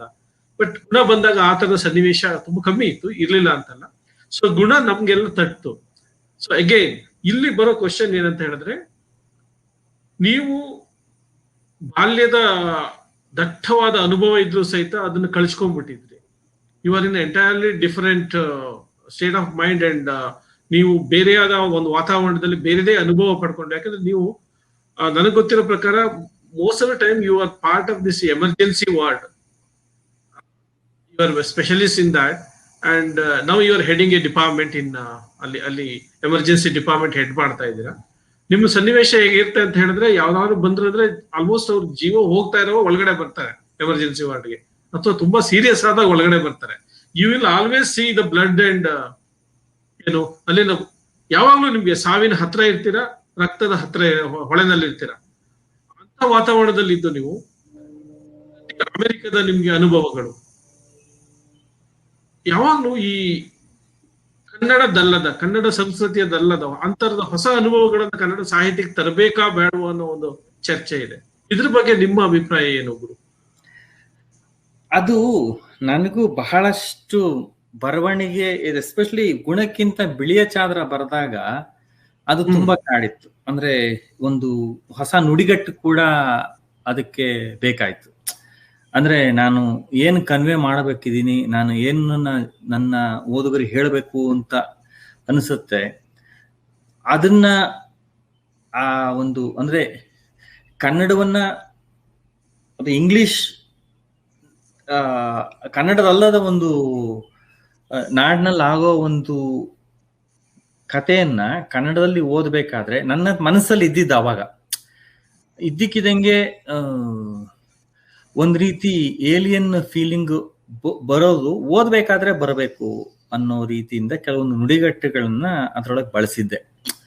ಆಮೇಲೆ ಅದು ಒಂದ್ ರೀತಿ ಇದು ಕೆಲವ್ರಿಗೆ ತುಂಬಾ ಇಷ್ಟ ಆಯ್ತು. ಹೌದು, ಇದು this makes the novel special ಅನ್ನೋದೊಂದು ತುಂಬಾ ಇಷ್ಟ ಆಯ್ತು. ಕೆಲವರು ಅದು ಓದುಗರಿಗೆ ಓದಕ್ಕೆ ತೊಡಕಾಗತ್ತದು ಅಂತ ಕೂಡ ಅನ್ನಿಸ್ತು. ಅದು ಬಿಡಿ, ಅದು ದಟ್ ಈಸ್ ಜಸ್ಟ್ ಅಬೌಟ್ ಬಿಳಿಯ Chadra. Because Biliya Chadra was an attempt at writing something of my own. ಅಂದ್ರೆ ನನ್ನ ಒಂದು ಪ್ರಪಂಚದ ಒಂದು ಪರಿಚಯವನ್ನ, ನನ್ನ ಮೊದಲನೇ ಕಾದಂಬರಿ ಆಗಿದ್ದರಿಂದ ಅದು ಒಂದು ತಲೆ ಒಳಗೆ ನನ್ನ ಅಂದ್ರೆ ಸಬ್ ಕಾನ್ಶಿಯಸ್ ಮೈಂಡ್ ಅಲ್ಲಿ ಇತ್ತು ಅಂತ ಅನ್ಸುತ್ತೆ. ಅಂದ್ರೆ ಬೇರೆಯವರಿಗೆ ಇದು ಗೊತ್ತಿಲ್ವೇನೋ, ಅದನ್ನ ನಾನು ಅವ್ರಿಗೊಂದು ಹೇಳ್ತಾ ಇದ್ದೀನೇನೋ ಅನ್ನೋದು ಒಂದು ತಲೆ ಒಳಗಿತ್ತು ಅಂತ ಅನ್ಸುತ್ತೆ. ಗೊತ್ತಿಲ್ಲ ನನಗೆ, ಈ ಯೋಚನೆ ಮಾಡಿದ್ರೆ ಹಂಗ ಅನ್ಸುತ್ತೆ. ಕೆಲವೊಂದು ನುಡಿಗಟ್ಟುಗಳು, ಕೆಲವೊಂದು ಸನ್ನಿವೇಶಗಳನ್ನ ಎಕ್ಸ್ಪ್ಲೇನ್ ಮಾಡೋದು, ಅವುಗಳನ್ನ. ಆಮೇಲೆ ಒಂದು ಘಟ್ಟದಲ್ಲಿ ನನಗದು ನನ್ನ ಓದುಗರಿಗೆ ಎಲ್ಲವನ್ನೂ ನಾನು ವಿವರಿಸಿ ಹೇಳಬೇಕು ಅನ್ನೋದು ನಾನು ಬಿಟ್ಟುಬಿಟ್ಟೆ. ನನ್ನ ಒಂದು ಕತೆ ಒಂದು ಮನುಷ್ಯರ ಕತೆ. ಆ ಮನುಷ್ಯರು ಅಮೆರಿಕಾದಲ್ಲಿ ಇರ್ತಾರೆ. ಅದೇ ಒಂದು ಮನುಷ್ಯರು ಸೊಮಾಲಿಯಾದವರಾಗಿರ್ಬೋದು, ಮೆಕ್ಸಿಕನ್ರಾಗಿರ್ಬೋದು, ಅಥವಾ ಸ್ಕ್ಯಾಂಡಿನೇವಿಯನ್ಸ್ ಆಗಿರ್ಬೋದು, ಇವರಾಗಿರ್ಬೋದು, ಎಲ್ಲರೂ ಮನುಷ್ಯರೇ. ನಾನು ಒಬ್ಬ ಕನ್ನಡಿಗನಾಗಿ ಆ ಮನುಷ್ಯರ ಒಂದು ಸ್ಥಿತಿಯನ್ನ ಗ್ರಹಿಸ್ತಾ ಇದ್ದೀನಿ. ಮತ್ತು ಕನ್ನಡಿಗನಾಗಿ ನನಗೆ ಬರೋ ಭಾಷೆ ನನ್ನ ವ್ಯಕ್ತಪಡಿಸೋದು ಒಂದು ನನ್ನ ಒಂದು ಸೋಲ್ ಅಂತ ಹೇಳ್ತಾರಲ್ಲ, ಅದನ್ನ it's the language of my soul. ಅದನ್ನ ನಾನು ಒಂದು ಫಿಕ್ಷನ್ ನಲ್ಲಿ ವ್ಯಕ್ತಪಡಿಸಕ್ ಆಗೋದು ಕೂಡ ಕನ್ನಡದಲ್ಲಿ. ಅದನ್ನ ಕನ್ನಡದಲ್ಲಿ ಬರೀಬೇಕು. ಇದು ಜನಕ್ಕೆ ಅರ್ಥ ಆಗ್ಲಿಲ್ಲ ಅಂತಂದ್ರೆ ಏನ್ ಮಾಡೋದು ಅಂತ ನಾನು at one point I just gave up. ಅದು ಉದ್ದಟತನದ ಮಾತು ಅಂತ ಅಲ್ಲ, ಆದ್ರೆ ನಾನು ಆಮೇಲೆ ಅದನ್ನ ನೋಡೋಣ. ಬರೆಯಬೇಕಾದ್ರೆ ಅದೊಂದು ತೊಡಕ ಆಗಬಾರ್ದು, ಜನಕ್ಕೆ ಅರ್ಥ ಮಾಡಿಸ್ಬೇಕು ಅಂತ ನಾವು ಯೋಚನೆ ಮಾಡಕ್ ಹೋದಾಗ ನನ್ನ ಒಂದು ಸೃಜನಶೀಲತೆ ಅಲ್ಲಿ ಕುಂಠಿತ ಆಗೋದು. ಈ ಒಂದು ಏನೋ ಒಂದು ಯಾವುದೋ ಒಂದು ಆಸ್ಪತ್ರೆಯಲ್ಲಿ ನಡೆಯುವ ಒಂದು ಘಟನೆ ಬಗ್ಗೆ ಬರಿತಾ ಇರ್ತೀನಿ, ಅಲ್ಲಿ ಇದ್ದಕ್ಕಿದ್ದಂಗೆ ನಾನು ಜನಕ್ಕೆ ಈ ಒಂದು ಪದ, ಫಾರ್ ಎಕ್ಸಾಂಪಲ್ ಎಂಥದ್ದು ಜರ್ಮಿನಲ್ ಸೆಲ್ ಕ್ಯಾನ್ಸರ್ ಅಂತ ಒಂದು ಬರುತ್ತೆ ಅನ್ಕೊಳ್ಳಿ, ಟೆಸ್ಟಿಕ್ಯುಲರ್ ಕ್ಯಾನ್ಸರ್, ಜರ್ಮಿನಲ್ ಸೆಲ್ ಕ್ಯಾನ್ಸರ್ ಅಂತ ಬರುತ್ತೆ. ಆ ಜರ್ಮಿನಲ್ ಸೆಲ್ ಕ್ಯಾನ್ಸರ್ ಅಂತ ಜನಕ್ಕೆ ಅರ್ಥ ಆಗುತ್ತೋ ಇಲ್ವೋ, ಅದನ್ನ ಎಕ್ಸ್ಪ್ಲೇನ್ ಮಾಡಕ್ ಹೋದ್ರೆ ಈ ಕತೆ ನಡೀತಿರೋ ಒಂದು ಹೋಗ ಕಮ್ಮಿ, ಅದು ಕುಂಟು ತಡೆದೋಗ್ಬಿಡುತ್ತೆ. ನಾನ್ ಕತೆ ಹೇಳೋದು ಇಂಪಾರ್ಟೆಂಟ್. ಅದಕ್ಕಿಂತ ಸಿಂಪಲ್ ಆಗಿ ಹೇಳ್ತೀನಿ, ಚಾಲೆಂಜ್ ಎಲ್ಲಿ ಬರುತ್ತೆ ನಿಮ್ಮಂತಹ ಲೇಖಕರಿಗೆ ಅಂತ ಹೇಳಿದ್ರೆ, ನಮ್ಮಲ್ಲಿ ಹೋಟ್ಲಿಗೆ ಹೋಗ್ಬಿಟ್ಟು ಬಿಲ್ ಕೊಡು ಅಂತ ಹೇಳಿದ್ರೆ ಅವನು ಚೆಕ್ ಕೊಡು, ಬಿಲ್ ಅಂಡ್ ಚೆಕ್ ಇದೆಯಲ್ಲ. ಅಮೆರಿಕದಲ್ಲಿ ಬಿಲ್ ಅಂತ ಹೇಳಿದ್ರೆ ನೋಟು. ಅದು ನೀವು ಹೇಳ್ದಂಗೆ ಅದಕ್ಕೆ ಒಂದು ರೀತಿ ನಮ್ಮ ಎಲ್ಲಾ ಒಂದು, ಅಂದ್ರೆ ನಾನು ಲೇಖಕ ಕನ್ನಡಿಗ ಆಗಿರೋದ್ರಿಂದ ನನ್ನ ಪಾತ್ರಗಳನ್ನೆಲ್ಲವನ್ನೂ ಒಂದು ಕನ್ನಡದ ಪ್ರಪಂಚದೊಳಗೆ ಕರೆದುಕೊಂಡು ಬರ್ಬೇಕಾಗತ್ತೆ. Because that is something like suspension of disbelief ಅಂತ ನಾವು whatever that we call. ಅದು ಇದ್ದಕ್ಕಿದ್ದಂಗೆ ಒಬ್ಬ ಅಮೆರಿಕನ್ ಈ ರೀತಿ ಈಗ ಯಾವುದೋ ಒಂದು ಈಗ ನಾನು ಒಂದು ಕಾದಂಬರಿಯಲ್ಲಿ ಬರ್ತಿರ್ಬೇಕಾದ್ರೆ ಒಬ್ರು ಮಿತ್ರರು ಯಾರೋ ಹೇಳಿದ್ರು, ಇರುಳು ಕಂಡು ಬಾವಿಲಿ ಹಗಲು ಬಿದ್ದ ಅಂತ ಹೇಳಿ ಅಮೆರಿಕನ್ ಹೆಂಗ್ ಯೋಚನೆ ಮಾಡಕ್ ಸಾಧ್ಯ ಅಂತ. ಅಂದ್ರೆ ಇರುಳು ಕಂಡು ಬಾವಿಲಿ ಹಗಲು ಬಿದ್ದ ಅಂತ ಒಬ್ಬ ಅಮೆರಿಕನ್ ಹೆಂಗ್ ಯೋಚನೆ ಮಾಡಕ್ ಸಾಧ್ಯ? ಅದು ಆ ಒಂದು ನುಡಿಗಟ್ಟೆ ಇಲ್ಲ ಅಲ್ಲಿ. ಹಾಳೂರು ಉಳಿದವನೇಗೌಡ ಅಂತ ಹೆಂಗ್ ಅಮೆರಿಕಾದವನು ಯೋಚನೆ ಮಾಡ್ತಾನೆ? ಅದು ನನಗೆ ನನ್ನ ಮಟ್ಟಿಗೆ ಈ ಕನ್ನಡದಲ್ಲಿ ಕಥೆಯನ್ನ ಹೇಳ್ತಿರ್ಬೇಕಾದ್ರೆ ಆ ಕ್ಯಾರೆಕ್ಟರ್ಗಳು ನಾನು ಅದು ಬಹಳಷ್ಟು ಹೇಳಕ್ಕೆ ಆಗೋದಿಲ್ಲ, ಇಲ್ದರೆ ಕನ್ನಡದಲ್ಲಿ ಕಥೆನ ಹೇಳಕ್ಕೆ ಆಗೋದಿಲ್ಲ. ಆ ಒಂದು ನಂಬಿಕೆಯನ್ನ ನಾವು ಇಟ್ಕೋಬೇಕಾಗತ್ತೆ. ನನ್ನ ಒಂದು ಪಾತ್ರ ಈ ತರ ಒಂದು ಮಾತಾಡಬಹುದು ಅಂತ ಅದನ್ನ ನಾವು ಮನಸ್ಸಲ್ಲಿ ಇಟ್ಕೋಬೇಕಾಗತ್ತೆ. ಚೆಕ್ಕು ಬಿಲ್ಲು ಅದು ಅಮೆರಿಕಾದಲ್ಲಿ ಮಾತಾಡ್ಸೋಣಂತೆ, ಒಬ್ಬ ಅಮೆರಿಕಾದಲ್ಲಿ ಇಲ್ಲೇ ಬೆಳೆದಿರೋ ಅವನು ಈ ತರ ಮಾತಾಡಕ್ ಸಾಧ್ಯನಾ ಅಂತ. ನಾನು ಏನು ನನ್ನ ಬರೀತಿರ್ಬೇಕಾದ್ರೆ ನನ್ನ ತಲೆ ಒಳಗೆ ಏನಿರುತ್ತೆ ಅಂತಂದ್ರೆ, ಈಗಿನ ಒಂದು ನಾನು ಒಬ್ಬ I am just conduit, I am just conveying exactly what a character in America says and how it can be conveyed to an Kannada reader. ಅಂದ್ರೆ ನಾನು ಒಂದು ರೀತಿ ಒಂದು ವಾಹಿನಿ ಅಷ್ಟೇ. ಅಂದ್ರೆ ನನಗೆ ಕೇಳೋ ಒಂದು ಅವನು ಸ್ಕ್ರೂ ಯು ಅಥವಾ ಬೇರೆ ಇನ್ಯಾನೋ ಹೇಳಿದ್ರೆ ಅವನು ಇಲ್ಲಿ ಅದನ್ನ ಕನ್ನಡದವ್ರಿಗೆ ಕೇಳಿಸ್ಕೋಬೇಕಾದ್ರೆ ಯಾವ ರೀತಿ ಅವ್ರಿಗೆ ಅರ್ಥ ಆಗೋಂಗ್ ಯಾವ ರೀತಿ ಹೇಳ್ಬೋದು, ಅರ್ಥ ಆಗ್ಬೇಕು ಅಂತಲ್ಲ, ನನಗೆ ಯಾವ ರೀತಿ ಕೇಳಿಸ್ಕೊಂಡದ್ದು ಯಾವ ರೀತಿ ಅಷ್ಟೆಲ್ಲ ಯೋಚನೆ ಮಾಡಕ್ ಹೋಗೋದಿಲ್ಲ. ಅದು ಇಟ್ ಗೆಟ್ಸ್ ಟ್ರಾನ್ಸ್ಲೇಟೆಡ್ ಇಮಿಡಿಯೇಟ್ಲಿ, ಆಯ್ತಾ? ಅದು ಆ ರೀತಿ ಅನೇಕ ಒಂದು ನಾವು ಅದು ಬಹಳಷ್ಟು ಎಲ್ಲಾ ಲ್ಯಾಂಗ್ವೇಜ್ ಅಂತ ತಗೊಂಡವರು ಆಗತ್ತ. ಅಂದ್ರೆ ಅದು ಆಮೇಲೆ ಇನ್ನೊಂದು ಪ್ರಶ್ನೆ ಏನಂತ ಹೇಳಿದ್ರೆ, ಇದು ಒಂದು ಬರಹಗಾರನಿಗಿರೋ ಚಾಲೆಂಜ್ ಅದು, ಅಥವಾ ಕಥೆಗಾರನಿಗೆ ಅಥವಾ ಕಾದಂಬರಿಕಾರನಿಗಿರೋ ಚಾಲೆಂಜ್ ಏನಂತ ಹೇಳಿದ್ರೆ, ಇಲ್ಲಿಯದೇ ಅಲ್ಲದೆ ಯಾವುದೋ ಒಂದು ಸಂಸ್ಕೃತಿಯಲ್ಲಿ ನಡೆಯುವಂತ ಒಂದು ಕಥೆಯನ್ನ ಇಲ್ಲಿನ ಮತ್ತೊಂದು ಸಂಸ್ಕೃತಿಗೆ ಅಥವಾ ಮತ್ತೊಂದು ಸಾಹಿತ್ಯಕ್ಕೆ, ಭಾಷೆಯ ಸಾಹಿತ್ಯಕ್ಕೆ ಓದುಗರಿಗೆ ತಲುಪಿಸುವಂತ ಚಾಲೆಂಜ್ ಒಂದು. ಇನ್ನೊಂದು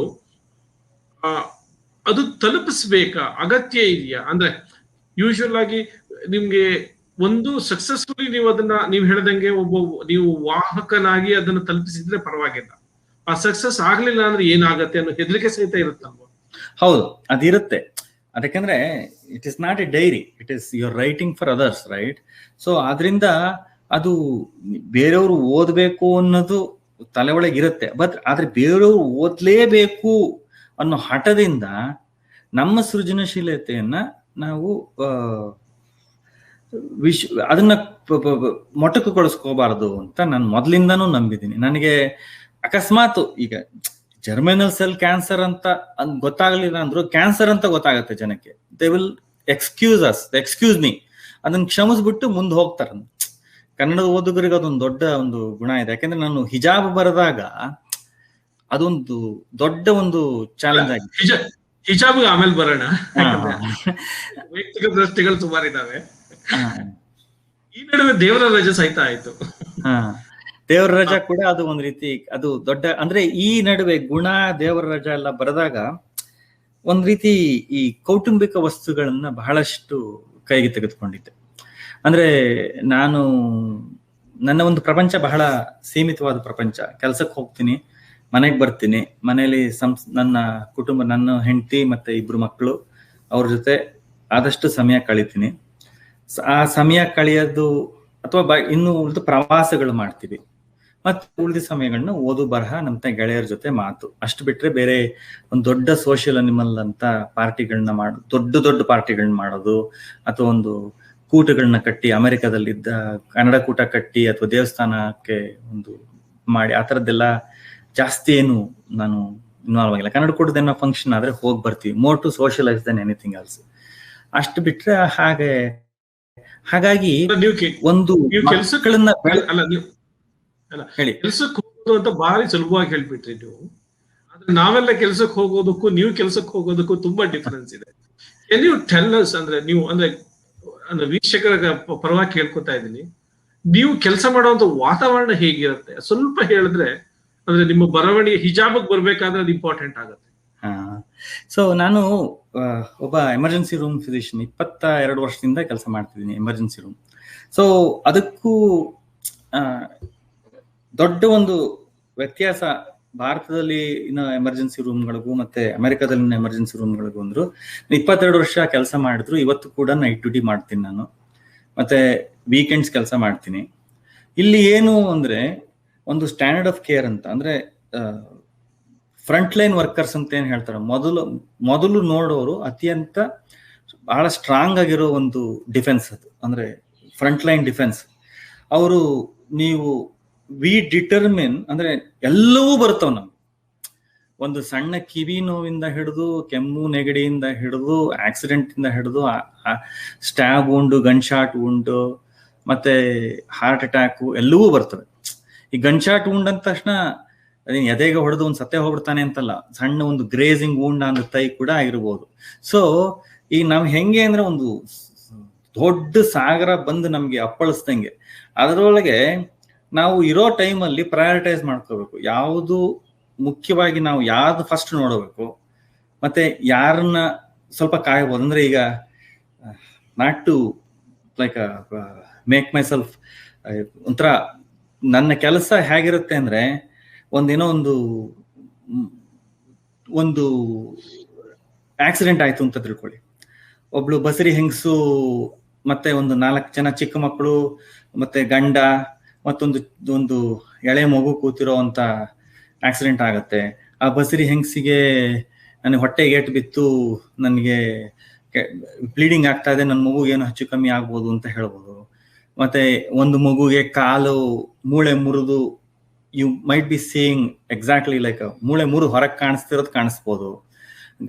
ಆಮೇಲೆ ಗಂಡ ಉಸಿರಾಡದೆ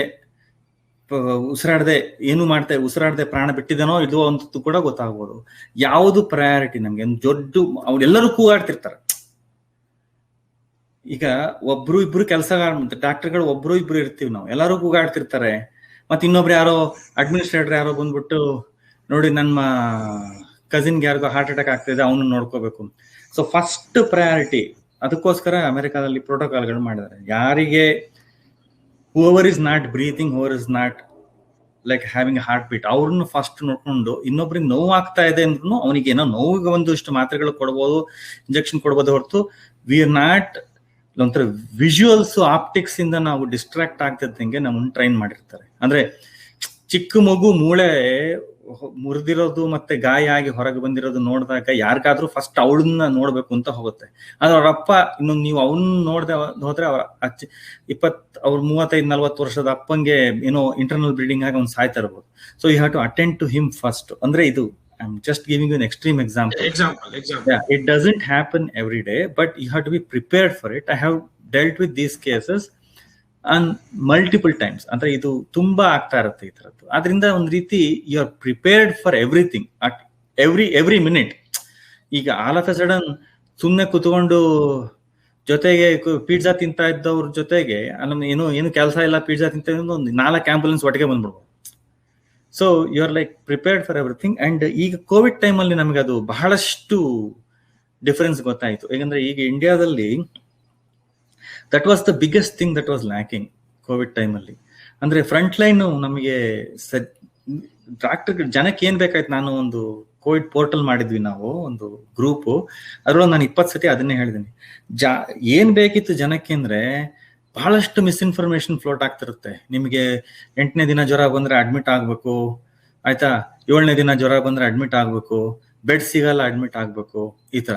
ನಿಮ್ಗೆ ಎಮರ್ಜೆನ್ಸಿ ರೂಮ್ ಡಾಕ್ಟರ್ ಸ್ಟ್ರಾಂಗ್ ಆಗಿ ಒಂದು ನಿಂತ್ಕೊಂಡು, ನೋಡಪ್ಪ ನಿನಗೆ ಅಡ್ಮಿಷನ್ ಬೇಕಿಲ್ಲ, ನಿನ್ನ ಆಕ್ಸಿಜನ್ ಸ್ಯಾಚುರೇಷನ್ ಸರಿಗಿದೆ, ನಿನ್ ಮನೆಗೆ ಹೋಗಿರೋ, ಅಡ್ಮಿಷನ್ ಬೇಕಾದಾಗ ಬಾ, ನಾವು ಅಡ್ಮಿಟ್ ಮಾಡ್ಕೋತೀವಿ ಅಂತ ಒಬ್ಬ ಹೇಳಿ ಕಳ್ಸೋರು ಇರ್ಬೇಕು.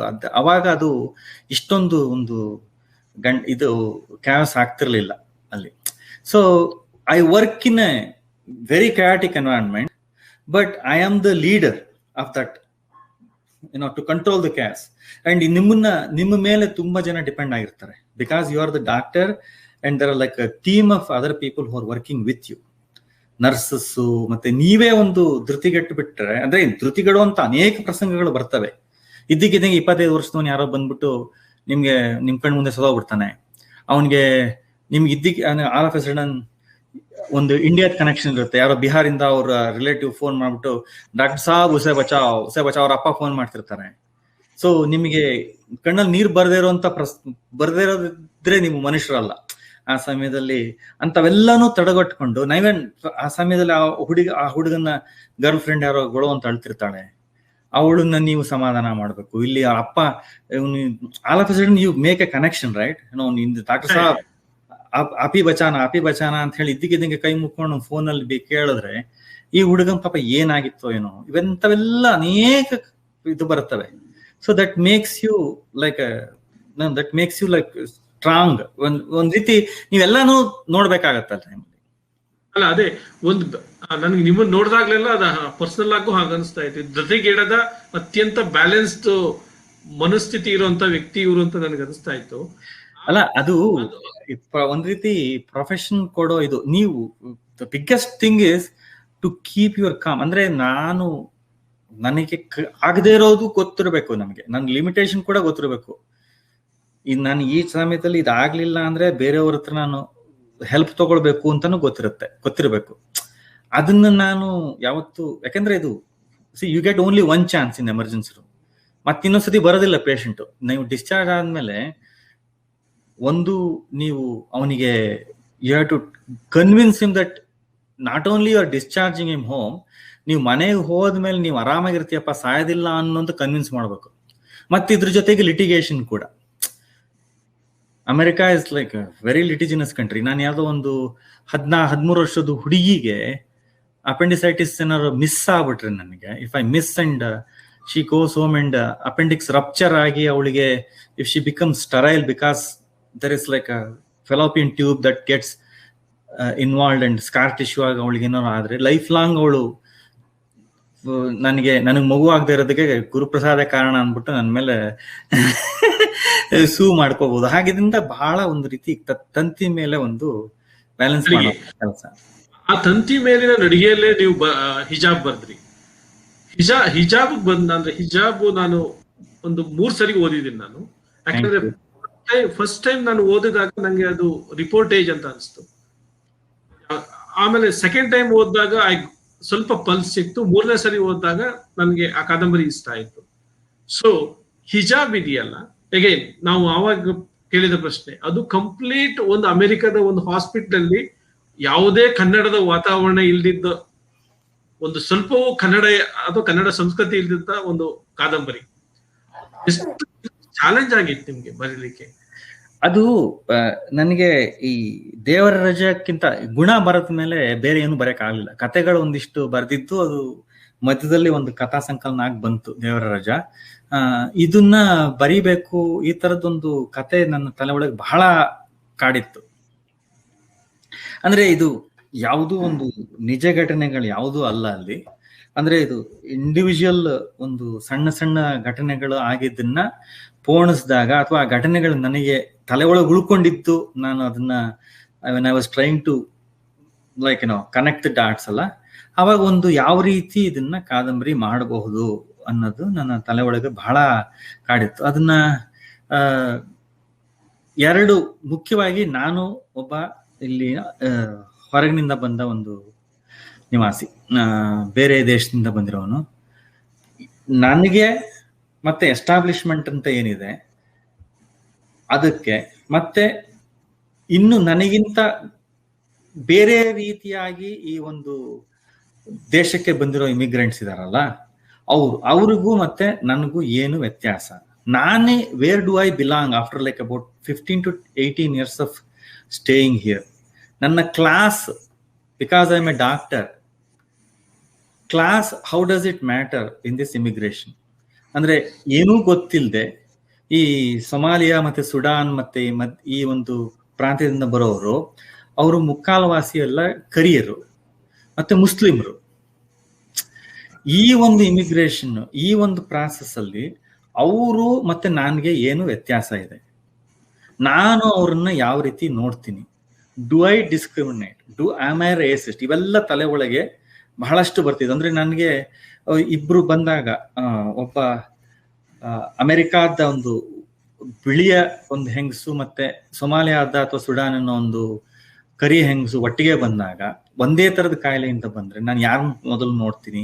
ಇವೆಲ್ಲ ನನ್ನ ತಲೆಗೆ ಬಂದಿದ್ದ ಯೋಚನೆಗಳು. ಅಂದ್ರೆ ಅದು am I obliged to see someone because I'm an immigrant? I mean, where do I stand as an immigrant ಅನ್ನೋದು ತಲೆ ಒಳಗೆ ಬಂದಾಗ ಅದನ್ನು ಬರೀದೆ ಮುಂದೆ ಹೋಗಕ್ಕಾಗ್ಲೇ ಇಲ್ಲ ನನಗೆ. ಅಂದ್ರೆ I try to write something else, ಬೇರೆ ಬರೆಯೋಣ ಅಂತ. ಇದು ನನಗೆ ಆಗದೇ ಇರೋ ಚಾಲೆಂಜು ಅಂತಾನೂ ಅನ್ಸಿತ್ತು.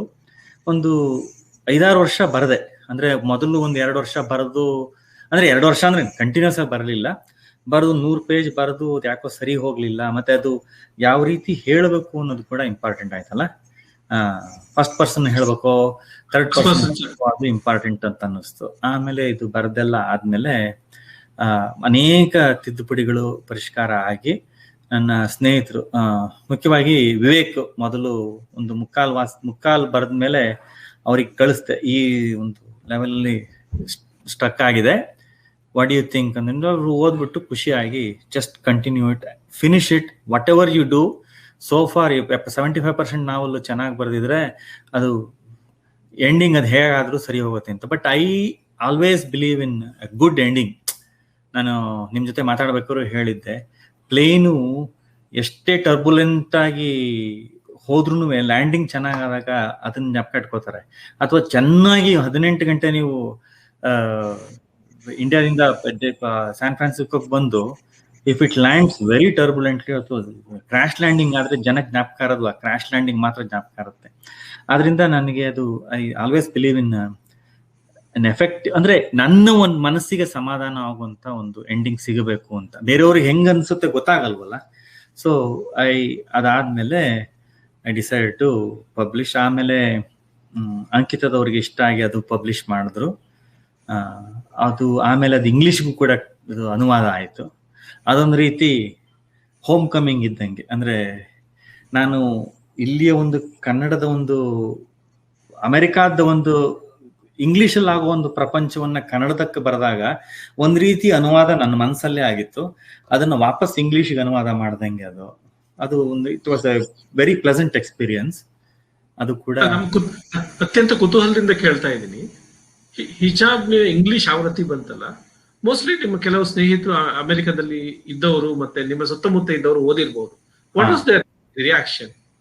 It was excellent. ಅಂದ್ರೆ ಅವರು ತುಂಬಾನೇ ಬಹಳ ಇಷ್ಟಪಟ್ಟು ರೆಸ್ಪಾಂಡ್ ಮಾಡಿದ್ದಾರೆ. ಅನೇಕ ಅದಕ್ಕೆ ಇಂಡಿಯಾದಲ್ಲಿ ಕೂಡ ಆಗ್ಲಿ ಅಮೆರಿಕದಲ್ಲಾಗ್ಲಿ ತುಂಬಾನೇ ಅದು even the translation was appreciated very well.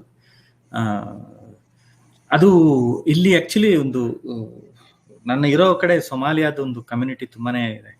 ಅವರು ಒಂದು ಕಡೆ ಇಂಟರ್ವ್ಯೂ ಮಾಡಿ ಅವರು ಕೂಡ ಅವರಲ್ಲಿ ಅವರ ಒಂದು ಕಮ್ಯುನಿಟಿ ಅವರು ಕೂಡ ಓದಿ ಅದನ್ನ ಸುಮಾರು 2-3 ಆರ್ಟಿಕಲ್ಗಳು ಬರೆದಿದ್ದಾರೆ. ಬಟ್ ಏನಾಗಿದೆ ಅಂದ್ರೆ ಇದು ಸೈಮನ್ ಅಂಡ್ ಶುಸ್ಟರ್ನವರು ಇಂಡಿಯಾದಲ್ಲಿ ರಿಲೀಸ್ ಮಾಡ್ಬಿಟ್ಟು ಬೇರೆ ಕಡೆ they released only the online version, ಅಂದ್ರೆ ಸಾರಿ ಇ ಬುಕ್ ಆಗಿರೋದ್ರಿಂದ ಈ ಪುಸ್ತಕ ಇಲ್ಲಿ ಏನಾಗಿದೆ ವರ್ಲ್ಡ್ ವೈಡ್ ರಿಲೀಸ್ ಮಾಡ್ಬಿಟ್ರು ಫಸ್ಟ್. ಈ ಬುಕ್ ಮಾತ್ರ ವರ್ಲ್ಡ್ ವೈಡ್ ರಿಲೀಸ್ ಮಾಡಿಬಿಟ್ಟು ಪ್ರಿಂಟೆಡ್ ವರ್ಷನ್ ಇಂಡಿಯಾದಿಂದ ಬರೋಂಗ್ ಮಾಡಿದ್ದಾರೆ. ಸೊ ಹಾಗಾಗಿ printed version is not available in America. ಅದು ಏನ್ ಮಾಡ್ತಾರೆ ಗೊತ್ತಿಲ್ಲ. That becomes little bit of ಅಂದ್ರೆ ಈಗ ಬರೀ ಎಲ್ಲರೂ ಆಬ್ವಿಯಸ್ಲಿ ಅವ್ರಿಗೆ ರೈಟ್ಸ್ ಬೇಕು, ತಗೊಳ್ಬೇಕು, ಬೇರೆ ಇದು ಮಾಡಬೇಕು, ಅವೆಲ್ಲ ಇರುತ್ತೆ. ಅದು ಯಾವಾಗ ಮಾಡ್ತಾರೆ ಗೊತ್ತಿಲ್ಲ. But it hasn't stopped people from reading this. ಇನ್ನ ಓದ್ಬೇಕಾಗಿರೋರಿಗೆ ಒಬ್ಬ ಕಾದಂಬರಿಕಾರನಾಗಿ, ಕನ್ನಡದ ಕಾದಂಬರಿಕಾರನಾಗಿ ನಿಮ್ಗೆ ನಮ್ಮ ಕನ್ನಡದ ಕೃತಿಗಳು, ಮೋಸ್ಟ್ಲಿ ಕಾದಂಬರಿ ಅಥವಾ ಕವನ ಅಥವಾ ನಾಟಕ ಅಥವಾ ಕಥಾಸಂಗ್ರಹ ಬೇರೆ ಭಾಷೆಗೆ, ಎಸ್ಪೆಷಲಿ ಇಂಗ್ಲಿಷ್ ಭಾಷೆಗೆ ಭಾಷಾಂತರಗೊಳ್ಳೋದು ಎಷ್ಟು ಮುಖ್ಯ? ಅದು ನನಗೆ ಬಹಳ ಮುಖ್ಯ ಅಂತ ಅನ್ಸುತ್ತೆ. ಯಾಕೆಂದ್ರೆ ಬಹಳಷ್ಟು ಅಂದ್ರೆ ಮತ್ತೆ ಎಫೆಕ್ಟಿವ್ ಆಗಿ ಟ್ರಾನ್ಸ್ಲೇಷನ್ ಆಗ್ಬೇಕು. ಬಹಳ ಇಂಪಾರ್ಟೆಂಟ್ ಏನಂದ್ರೆ ಅದು ಬಹಳ ಚೆನ್ನಾಗಿ ಉತ್ತಮವಾದ ಒಂದು ಟ್ರಾನ್ಸ್ಲೇಷನ್ ಆಗಬೇಕು. ಕೆಲವೊಂದು ಇನ್ಹೆರೆಂಟ್ಲಿ ಟ್ರಾನ್ಸ್ಲೇಟಬಲ್ ನಾವೆಲ್ಗಳು ಒಂದು ರೀತಿ ಇರ್ತವೆ, ಕೆಲವೊಂದು ಪ್ರಾಂತೀಯತೆ ಮತ್ತೆ ಭಾಷೆ ಇವುಗಳಿಂದ ಅವುಗಳನ್ನ ಪ್ರಾಯಶಃ ಎಲ್ಲಾ ಭಾಷೆಗಳಿಗೂ ಅನುವಾದ ಮಾಡೋದು ತುಂಬಾ ಕಷ್ಟ ಆಗ್ಬೋದು. ಆದ್ರೂ ನಮ್ಮ ಒಂದು ಮುಖ್ಯವಾದ ಒಂದು ಕೃತಿಗಳನ್ನ ಬೇರೆ ಭಾಷೆಗೆ, ಇಂಗ್ಲಿಷ್ ಭಾಷೆಗೆ ಅನುವಾದ ಮಾಡೋದು ಬಹಳ ಮುಖ್ಯ ಅಂತ ಅನ್ಸುತ್ತೆ. ಅಂದ್ರೆ ಅದು ಯಾಕೆಂದ್ರೆ ಅದಕ್ಕೆ we have to accept the fact that English is the medium that ಬೇರೆ ಕಡೆ ಎಲ್ಲರೂ ಓದೋದು, ಸುಮಾರು ಜನಕ್ಕೆ ರೀಚ್ ಆಗುವಂತ ಒಂದು ಭಾಷೆ ಅನ್ನೋದನ್ನು ನಾವು ಅದನ್ನು ಮೊದಲು ಒಪ್ಕೋಬೇಕಾಗಿದೆ. ಅಂದ್ರೆ ಅದು ನಿಜ. ಅದು ಮತ್ತೆ ಬೇರೆ ಎಲ್ಲರಿಗೂ ನಮ್ಮ ಒಂದು ಕನ್ನಡದ ಒಂದು ಅತ್ಯುತ್ತಮ ಕೃತಿಗಳ ಪರಿಚಯ ಆಗಬೇಕು ಅಂದ್ರೆ ಅದು ಇಂಗ್ಲಿಷ್ ಇಂದನೇ ಸಾಧ್ಯ. ಬೇರೆ ಯಾವ ಭಾಷೆಯಲ್ಲಿ ಟ್ರಾನ್ಸ್ಲೇಟ್ ಮಾಡಿದ್ರು ಆಗೋದಿಲ್ಲ. ಆದರೆ ಅದರ ಒಂದು ಅತ್ಯುತ್ತಮವಾದ ಒಂದು ಟ್ರಾನ್ಸ್ಲೇಷನ್, ಅದರ ಒಂದು ಕೆಲವೊಂದು ಮಾಡಕ್ಕಾಗತ್ತಾ ಅನ್ನೋದು ಕೂಡ ನಾವು ಯೋಚನೆ ಮಾಡ್ಬೇಕಾಗಿದೆ. ಅಕಸ್ಮಾತ್ if you fail, if you think that ಅದು ಮಾಡಕ್ ಆಗೋದಿಲ್ಲ, ಇದು ನನಗೆ ಎಫೆಕ್ಟಿವ್ ಆಗಿ ಟ್ರಾನ್ಸ್ಲೇಟ್ ಮಾಡಕ್ ಆಗೋದಿಲ್ಲ ಅಂತ ಅನ್ಸಿದ್ರೆ ಅದನ್ನ ಕೈ ಬಿಡೋದು ಒಳ್ಳೇದು. ಅದು ನೇಮ್ ಸೇಕ್ ಮಾಡ್ಲೇಬೇಕು ಅನ್ನೋ ಕಾರಣಕ್ಕೆ ಎಪಿಸೋಡ್ ಆಗಿ ಮಾಡೋದು ಅಗತ್ಯ ಇಲ್ಲ. ಆದ್ರೆ ಅತ್ಯಂತ ಪರಿಣಾಮಕಾರಿಯಾಗಿ, ಅಂದ್ರೆ ಎಕ್ಸಾಂಪಲ್ ಹಿಜಾಬನ್ನೇ ತಗೊಂಡ್ರೆ ನಿಮ್ ಟ್ರಾನ್ಸ್ಲೇಷನ್ ಹೆಂಗಿದೆ ಅಂತ ಹೇಳಿದ್ರೆ ಮೂಲಕ್ಕಿಂತ ಒಂದು ಹಂತ ಮೇಲೆ ಇದೆ, ಚೆನ್ನಾಗಿದೆ, ಅಷ್ಟು ಚೆನ್ನಾಗಿದೆ. ಅದು ಆ ತರ ಆಗ್ಬೇಕು ಅಂತ ನಿಮ್ಮ ಅಭಿಪ್ರಾಯ? ಅದೇ, ಎಲ್ಲ ಭಾಷೆಗೆ ಎಲ್ಲ ನಾವಲ್ಗಳಿಗೂ ಹಂಗ್ ಮಾಡಕ್ ಆಗೋದಿಲ್ಲ ಅಂತ ಅದು ಒಂದು that is another thing, right? ಅದು ಈಗ ಕೆಲವೊಂದು ಟ್ರಾನ್ಸ್ಲೇಟಬಲ್ ಅಂದ್ರೆ ಯಾರು ಒರಿಜಿನಲ್ ಆಗಿ ಬರೀಬೇಕಾದ್ರೆ ನನ್ನ ಕೃತಿ ಇಂಗ್ಲಿಷಿಗೆ ಟ್ರಾನ್ಸ್ಲೇಟ್ ಆಗ್ಲಿ ಅಂತ ತಲೆ ಹೊಲ್ಟ್ಕೊಂಡು ಯಾರು ಬರೆಯೋದಿಲ್ಲ, ಕನ್ನಡದಲ್ಲಿ ಬರೆಯೋರು. ಆದ್ರೆ ಕೆಲವು ಗುಣಗಳು ಇರ್ತವೆ, ಟ್ರಾನ್ಸ್ಲೇಟ್ ಮಾಡುವಂತ ಗುಣಗಳಿರ್ತವೆ. ಮತ್ತೆ ಒಳ್ಳೆ ಅನುವಾದಕರು ಸಿಕ್ಕರೆ ಯಾವುದನ್ನು, ಈಗ ಅನಂತಮೂರ್ತಿಯವರ ಅವಸ್ಥೆ ಬಂದಿದೆ ಮೊದಲು, ನಾರಾಯಣ ಹೆಗಡೆ ಅವ್ರು ಮಾಡಿರೋದು. ಮತ್ತೆ ಅದಕ್ಕಿಂತ ಮುಂಚೆ ಅವರು ಅನಂತಮೂರ್ತಿ ಅನೇಕ ಕಥೆಗಳನ್ನ ಟ್ರಾನ್ಸ್ಲೇಟ್ ಮಾಡಿದ್ದಾರೆ. ಅದು ಓದಿದಾಗ ಬಹಳ ಒಳ್ಳೆ ಟ್ರಾನ್ಸ್ಲೇಷನ್ ಅಂತಾನೆ ಅನ್ಸುತ್ತೆ. ಅದು ಅಂದ್ರೆ ಈ ಆರ್ ಕೆ ನಾರಾಯಣ ಅವರ ಇಂಗ್ಲಿಷ್ ಅಂದ್ರೆ ರಾಜಾರಾವ್ ಅವರೆಲ್ಲ ಯಾವ ರೀತಿ ಕನ್ನಡದ ಪ್ರಪಂಚವನ್ನು ಇಂಗ್ಲಿಷಲ್ಲಿ ಕಟ್ಟಿಕೊಡ್ತಿದ್ರೋ ಆ ರೀತಿನೇ ಇವರು ಒರಿಜಿನಲ್ ಆಗಿ ಒಂದು ಈ ತರ ಕಥೆನ ಅವ್ರು ಇಂಗ್ಲಿಷಲ್ಲೇ ಕಟ್ಕೊಟ್ಟಿದ್ದಾರೆ ಅನ್ನೋ ಮಟ್ಟಿನ ಟ್ರಾನ್ಸ್ಲೇಷನ್ ಇದೆ. ಆ ತರ ಟ್ರಾನ್ಸ್ಲೇಷನ್ಗಳಾದ್ರೆ, ಆ ತರ ಅನುವಾದಕರು ನಮ್ಮ ಕನ್ನಡದಲ್ಲಿ ಬಹಳ ಈಗ ತುಂಬಾ that's need of the hour. ತುಂಬಾ ಜನ ಬೇಕಾಗಿದ್ದಾರೆ, ಆ ತರ ಬಹಳ ಕಮ್ಮಿ ಇದ್ದಾರೆ ಅಂತ ಅನ್ಸುತ್ತೆ ನನಗೆ. ಅದು ಯಾಕಂದ್ರೆ ಇದು it's A thankless job. Kannada translation ಚೆನ್ನಾಗಿ ಬಂದ್ರೆ, ಪುಸ್ತಕ ಚೆನ್ನಾಗಿ ಬಂದ್ರೆ ಒರಿಜಿನಲ್ ಆಥರ್ ಕ್ರೆಡಿಟ್ ಹೋಗುತ್ತೆ ಇಂಗ್ಲಿಷಲ್ಲಿ. ಕೆಟ್ಟದಾಗಾದ್ರೆ ಟ್ರಾನ್ಸ್ಲೇಟರ್ ಸರಿಯಾಗಿ ಮಾಡಿಲ್ಲ, ಟ್ರಾನ್ಸ್ಲೇಷನ್ ಸರಿಯಾಗಿ ಮಾಡಿಲ್ಲ ಅಂತ ಹೋಗುತ್ತೆ. ಅದರಿಂದ ಆ ನಿಟ್ಟಿನಲ್ಲಿ ಹಿಜಾಬ್ ಹ್ಯಾಸ್ ಡನ್ ಎ ವಂಡರ್ಫುಲ್. ಅಂದ್ರೆ ಈವನ್ ಹಿಜಾಬ್ ಟ್ರಾನ್ಸ್ಲೇಟ್ ಮಾಡಿದವರು ಮತ್ತೆ ನೀವು ಒಟ್ಟಿಗೆ ನಿಮ್ಮ ಸ್ನೇಹಿತರವರು, ಆಮೇಲೆ ಹಿಜಾಬ್ ರಿಸೆಪ್ಷನ್ ಬಂತಲ್ಲ, ಇಂಗ್ಲಿಷ್ ವರ್ಷನ್ಗೆ ರಿಸೆಪ್ಷನ್ ಬಂದಿದ್ದು, ಆಮೇಲೆ ಸ್ನೇಹಿತರೆ ಹಿಜಾಬ್ ಒಂದು ಅತ್ಯಂತ ಪ್ರತಿಷ್ಠಿತ ಒಂದು ಪ್ರಶಸ್ತಿಯಲ್ಲಿ ಲಾಂಗ್ ಲಿಸ್ಟ್ ಆಗಿದೆ. ಅದಕ್ಕೆ ಆ ಪ್ರಶಸ್ತಿ ಬರ್ಲಿ ಅಂತ ನಾವು ಕರ್ನಾಟಕದಿಂದ ಕನ್ನಡದವ್ರ ಕಡೆಯಿಂದ ನಾನು ಹಾರೈಸ್ತೀನಿ. ಸೊ ಈಗ ಈ ಗುರುದೊಂದು ವಿಚಿತ್ರ ಅಂದ್ರೆ ಅವರು ಇದಿದೆಯಲ್ಲ, ಅವರು ಹೆಜ್ಜೆಗಳು ಹೇಗೆ ಇಡ್ತಾರೆ ಅಂತ ಹೇಳಿದ್ರೆ, ಅದೇ ಹೇಳಿದ್ರಲ್ಲ, ಒಂದು ಕಥಾ ಸಂಕಲನ, ಆಮೇಲೆ ಒಂದು ಕಾದಂಬರಿ, ಒಂದು ಕಥಾ ಸಂಕಲನ ಕಾದಂಬರಿ. ಈಗ ಅವ್ರದ್ದು ಒಂದು ಕಾದಂಬರಿ ಮತ್ತೊಂದು ಕಥಾ ಸಂಕಲನ ಸದ್ಯದಲ್ಲೇ ಪ್ರಕಟ ಆಗ್ಲಿಕ್ಕಿದೆ. ಕಾದಂಬರಿ ಹೆಸರು ವಿದೇಹ ಅಂತ. ಅಗೇನ್ ಅದು ಪ್ರಕಟ ಆಗ್ಲಿ. ಅಂಕಿತದವ್ರು ಅದನ್ನ ಪಬ್ಲಿಷ್ ಮಾಡ್ತಾ ಇದ್ದಾರೆ. ಲೋಲಾ ಅಂತ ಒಂದು ಕಥಾ ಸಂಕಲನ ಪ್ರಕಟ ಆಗ್ತಾ ಇದೆ. ಇನ್ನು ಹೆಚ್ಚಿನ ಪಕ್ಷ ಆಗ್ಬೇಕಿತ್ತು, ಇನ್ನು ಬಿಕಾಸ್ ಆಫ್ ಇದು ಲಾಕ್ಡೌನ್ ಈ ಕಾರಣದಿಂದ ಸ್ವಲ್ಪ ಪೋಸ್ಟ್ಪೋನ್ ಆಗಿದೆ. ಮೋಸ್ಟ್ಲಿ ಜುಲೈನಲ್ಲಿ ಆಗತ್ತೆ ಅನ್ಕೊಂಡಿದೀನಿ. ಸೊ ಅದು ಗುರು ಸಾಹಿತ್ಯದ ಬಗ್ಗೆ ನಮ್ಮೆಲ್ರಿಗೂ ಪ್ರೀತಿ ಇದೆ, ನಂಬಿಕೆ ಇದೆ, ವಿಶ್ವಾಸ ಇದೆ. ಆ ಕಥಾ ಸಂಕಲನ ಮತ್ತೆ ಕಾದಂಬರಿನ ತಗೊಂಡು ಓದಿ ನಾವು ಗುರುವನ್ನು ಪ್ರೋತ್ಸಾಹಿಸೋ ಜೊತೆ ಕನ್ನಡ ಸಾಹಿತ್ಯವನ್ನು ಪ್ರೋತ್ಸಾಹಿಸೋಣ ಅಂತ ಹೇಳಿ ಕೇಳ್ಕೊಳ್ತೇನೆ ನಾನು ನಿಮ್ಮ ಹತ್ರ. ಗುರು, ಇನ್ನೊಂದು ಕೊನೆಯ ಪ್ರಶ್ನೆ ನಂಗೆ. ನೀವು ಸುಮಾರು ಒಂದು 2 ದಶಕದಿಂದ ಅಮೆರಿಕದಲ್ಲಿ ಇದ್ದೀರಾ. ಯಾಕಂದ್ರೆ ನೀವು ಇರುವಂತ ಜಾಗ ಇದೆಯಲ್ಲ, ಇವತ್ತು ಕೂಡ ಅದು ಅತ್ಯಂತ ಸೂಕ್ಷ್ಮವಾದ ಒಂದು ನೆಲೆಯಲ್ಲಿ ಅತ್ಯಂತ ಸೂಕ್ಷ್ಮವಾದ ಮಿನಿಯಾಪೋಲಿಸ್ ಇದೆಯಲ್ಲ. ಇತ್ತೀಚೆಗೆ ನಡೆದ ಒಂದು ಘಟನೆಯಲ್ಲಿ ಕರಿಯನ ಮೇಲೆ ಒಬ್ಬ ಬಿಳಿಯ ಪೊಲೀಸ್ ಆಫೀಸರ್ ನಡೆಸಿದ ಘಟನೆ, ಅದಕ್ಕೆ ತೀರ್ಪು ಸಹಿತ ಬಂದಿದೆ.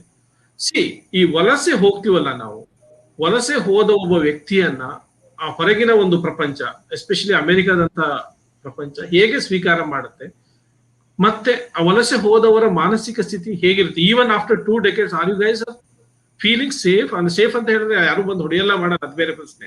ನಾವು ಇಲ್ಲಿಗೆ ಬಿಲಾಂಗಿಂಗ್ ಆಗಿದೀವ ಅಂತ ಅನ್ಸುತ್ತಾ, ಅಥವಾ ನಿಮ್ಮ ಬೇರಿನ ನಿಮ್ಮನ್ನ ಯಾವಾಗಲೂ ಸೆಳೀತಾ ಇರುತ್ತ? ಅದು ಬೇರಿನ ಸೆಳೆತ ಇದ್ದೇ ಇರುತ್ತೆ. ಅದು ಮೊದಲನೇ ಜನರೇಷನ್ಗೆ ಯಾವತ್ತೂ ಅದು ತಪ್ಪಿದ್ದಲ್ಲ. ಅಂದ್ರೆ ಗಿಲ್ಟು, ಅಂದ್ರೆ ಅನೇಕ ಕಾರಣಗಳಿಂದ ಅಪ್ಪ ಅಮ್ಮನ್ನ ಕೊನೆ ಕಾಲದಲ್ಲಿ ನೋಡ್ಕೊಳಕ್ ಆಗ್ಲಿಲ್ಲ ಅನ್ನೋ ಒಂದು ಪಾಪ ಪ್ರಜ್ಞೆ, ಮತ್ತೆ ಸ್ನೇಹಿತರನ್ನೆಲ್ಲ ಮತ್ತೆ ನನ್ನ ಕುಟುಂಬದವ್ರನ್ನ ಬಿಟ್ಟು ಬಂದಿರೋದು ಅನ್ನೋ ಒಂದು ಪಾಪ ಪ್ರಜ್ಞೆ, ಅವುಗಳೆಲ್ಲವೂ ಇರ್ತವೆ. ಅದು ಈ ಒಂದು ನಮ್ಮ ಕೊನೆ ತನಕ ಇರೋವಂಥ ಮೊದಲನೇ ಜನರೇಷನ್. 2ನೇ ಜನರೇಷನ್ ಅವರು ಇಲ್ಲಿ ಬೆಳೀತಾರೆ. ನಮ್ಮ ಮಕ್ಕಳೆಲ್ಲ ಇಲ್ಲೇ ಬೆಳೆದಿರೋರು. ಅವರಿಗೆ ಭಾರತೀಯತೆ ಜೊತೆ ಒಂದು ಇರೋ ಕನೆಕ್ಷನ್ ಅಂದ್ರೆ ಅವರ ಹೊರಗಿನ ಒಂದು ರೂಪ ಮತ್ತೆ ಬಣ್ಣ. ಅಷ್ಟು ಬಿಟ್ರೆ ನನ್ನ ಮಗಳು ಇಬ್ರು. ನನ್ನ ಮಗಳು ಸ್ವಲ್ಪ ಕನ್ನಡ ಚೆನ್ನಾಗಿ ಮಾತಾಡ್ತಾಳೆ, ಕನ್ನಡದಲ್ಲಿ ಹಾಡು ಕೂಡ ಹೇಳ್ತಾಳೆ. ನನ್ನ ಮಗ ಅವನು ಇಲ್ಲಿ ಒಂದು 16 ವರ್ಷ. ಅವನು ಹುಟ್ದಾಗಿಂದ ನಾವು ಬಹಳಷ್ಟು ಇಂಡಿಯಾಕ್ಕೆ ಬಂದು ಹೋಗೋದು, ಸ್ವಲ್ಪ ಅವನು ಬಂದು ಹೋದ್ರೂ ಅವನಿಗೆ ನನ್ನ ಮಗಳಷ್ಟು ಕನ್ನಡದ ಒಂದು ಪರಿಚಯ ಇಲ್ಲ. ಸೊ ನನ್ನ ಮಗಳು ಕನ್ನಡದಲ್ಲಿ ಹಾಡು ಹೇಳಿದ್ರು ಕೂಡ ಅದು ಇಂಗ್ಲೀಷಲ್ಲಿ ಬರ್ಕೊಂಡೇ ಹೇಳೋದು. ಕನ್ನಡ ಸ್ಕ್ರಿಪ್ಟ್ ಏನ್ ಬರುತ್ತೆ, ಚೆನ್ನಾಗಿ ಪ್ರೊನೌನ್ಸಿಯೇಷನ್ ಇದೆ. ಅಷ್ಟು ಬಿಟ್ರೆ ಒಂದು ನಾವು ನಿಜವಾಗಿ ಅಕ್ಸೆಪ್ಟ್ ಮಾಡ್ಕೊಳ್ಬೇಕೇನು ಅಂತಂದ್ರೆ, ಅವರು ಯಾವ ದೇಶದಲ್ಲಿ ಬೆಳೀತಾರೋ, ಯಾವ ಊರಲ್ಲಿ ಬೆಳೀತಾರೋ ಆ ಊರಿನ ಪ್ರಜೆಗಳಾಗಿ ಬೆಳೀತಾರೆ. ಅವರಿಗೆ ನಾವು ಕನ್ನಡ ಕಲಿಸೋದು, ಭರತನಾಟ್ಯ ಕಲಿಸೋದು ಅಥವಾ ಸಂಗೀತ ಕಲಿಸೋದು ಇವೆಲ್ಲ ನಾವು ಒಂದು ರೀತಿ ನಮ್ಮ ಮನಸ್ಸಿಗೆ ಸಮಾಧಾನ ಆಗಕ್ಕೆ ಅಂತ ಕಳಿಸ್ತೀವಿ ಹೊರತು, ಕೆಲವರು ಅದನ್ನ ಸ್ವಂತ ಆಸಕ್ತಿ ಇರೋರು, ಅದ್ರ ಬಗ್ಗೆ ಆಸಕ್ತಿ ಇರೋರು they will excel in it. ಅನೇಕ ಜನ ಇಲ್ಲಿರೋರು ಬೇಕಾದಷ್ಟು ಶಾಸ್ತ್ರೀಯ ಸಂಗೀತ ಹೇಳೋದು, ಭರತನಾಟ್ಯ ಅವರ ಇಂಟ್ರೆಸ್ಟೇ ಹೊರತು ಬೇರೆ ಏನೂ ಅಲ್ಲ. ಅಪ್ಪ ಅಮ್ಮನ ನಮ್ಮ ಒಂದು ಊರಿನ ಒಂದು ನಂಟನ್ನ ಉಳಿಸ್ಕೊಳ್ಳೋದಕ್ಕೆ ಒಂದು ಮಾಡ್ತೀವಿ ಅನ್ನೋದು ಸುಳ್ಳು. ಅದನ್ನ ನಾವು ಒಪ್ಕೋಬೇಕು. ನನ್ನ ಮಗ ಕನ್ನಡ ಓದ್ತಾನೆ, ಕೂಡಿಸ್ಕೊಂಡು ಕನ್ನಡ ಓದ್ತಾನೆ, ನನ್ನ ಪುಸ್ತಕಗಳನ್ನ ಕೂಡಿಸ್ಕೊಂಡು ಓದ್ತಾನೆ ಹೊರತು ನಮ್ಮ ಮಕ್ಕಳು ಯಾರು ಕನ್ನಡದ ನನ್ನ ಪುಸ್ತಕವನ್ನು ಓದ್ತಾರೆ ಅನ್ನೋ ಒಂದು ನಂಬಿಕೆ ನನಗಿಲ್ಲ. That is the truth. ಆಯ್ತಾ? ಅದು ನಾನು ಒಂದು ರಾಷ್ಟ್ರೀಯತೆ ಆಗಲಿ ಅಥವಾ ಒಂದು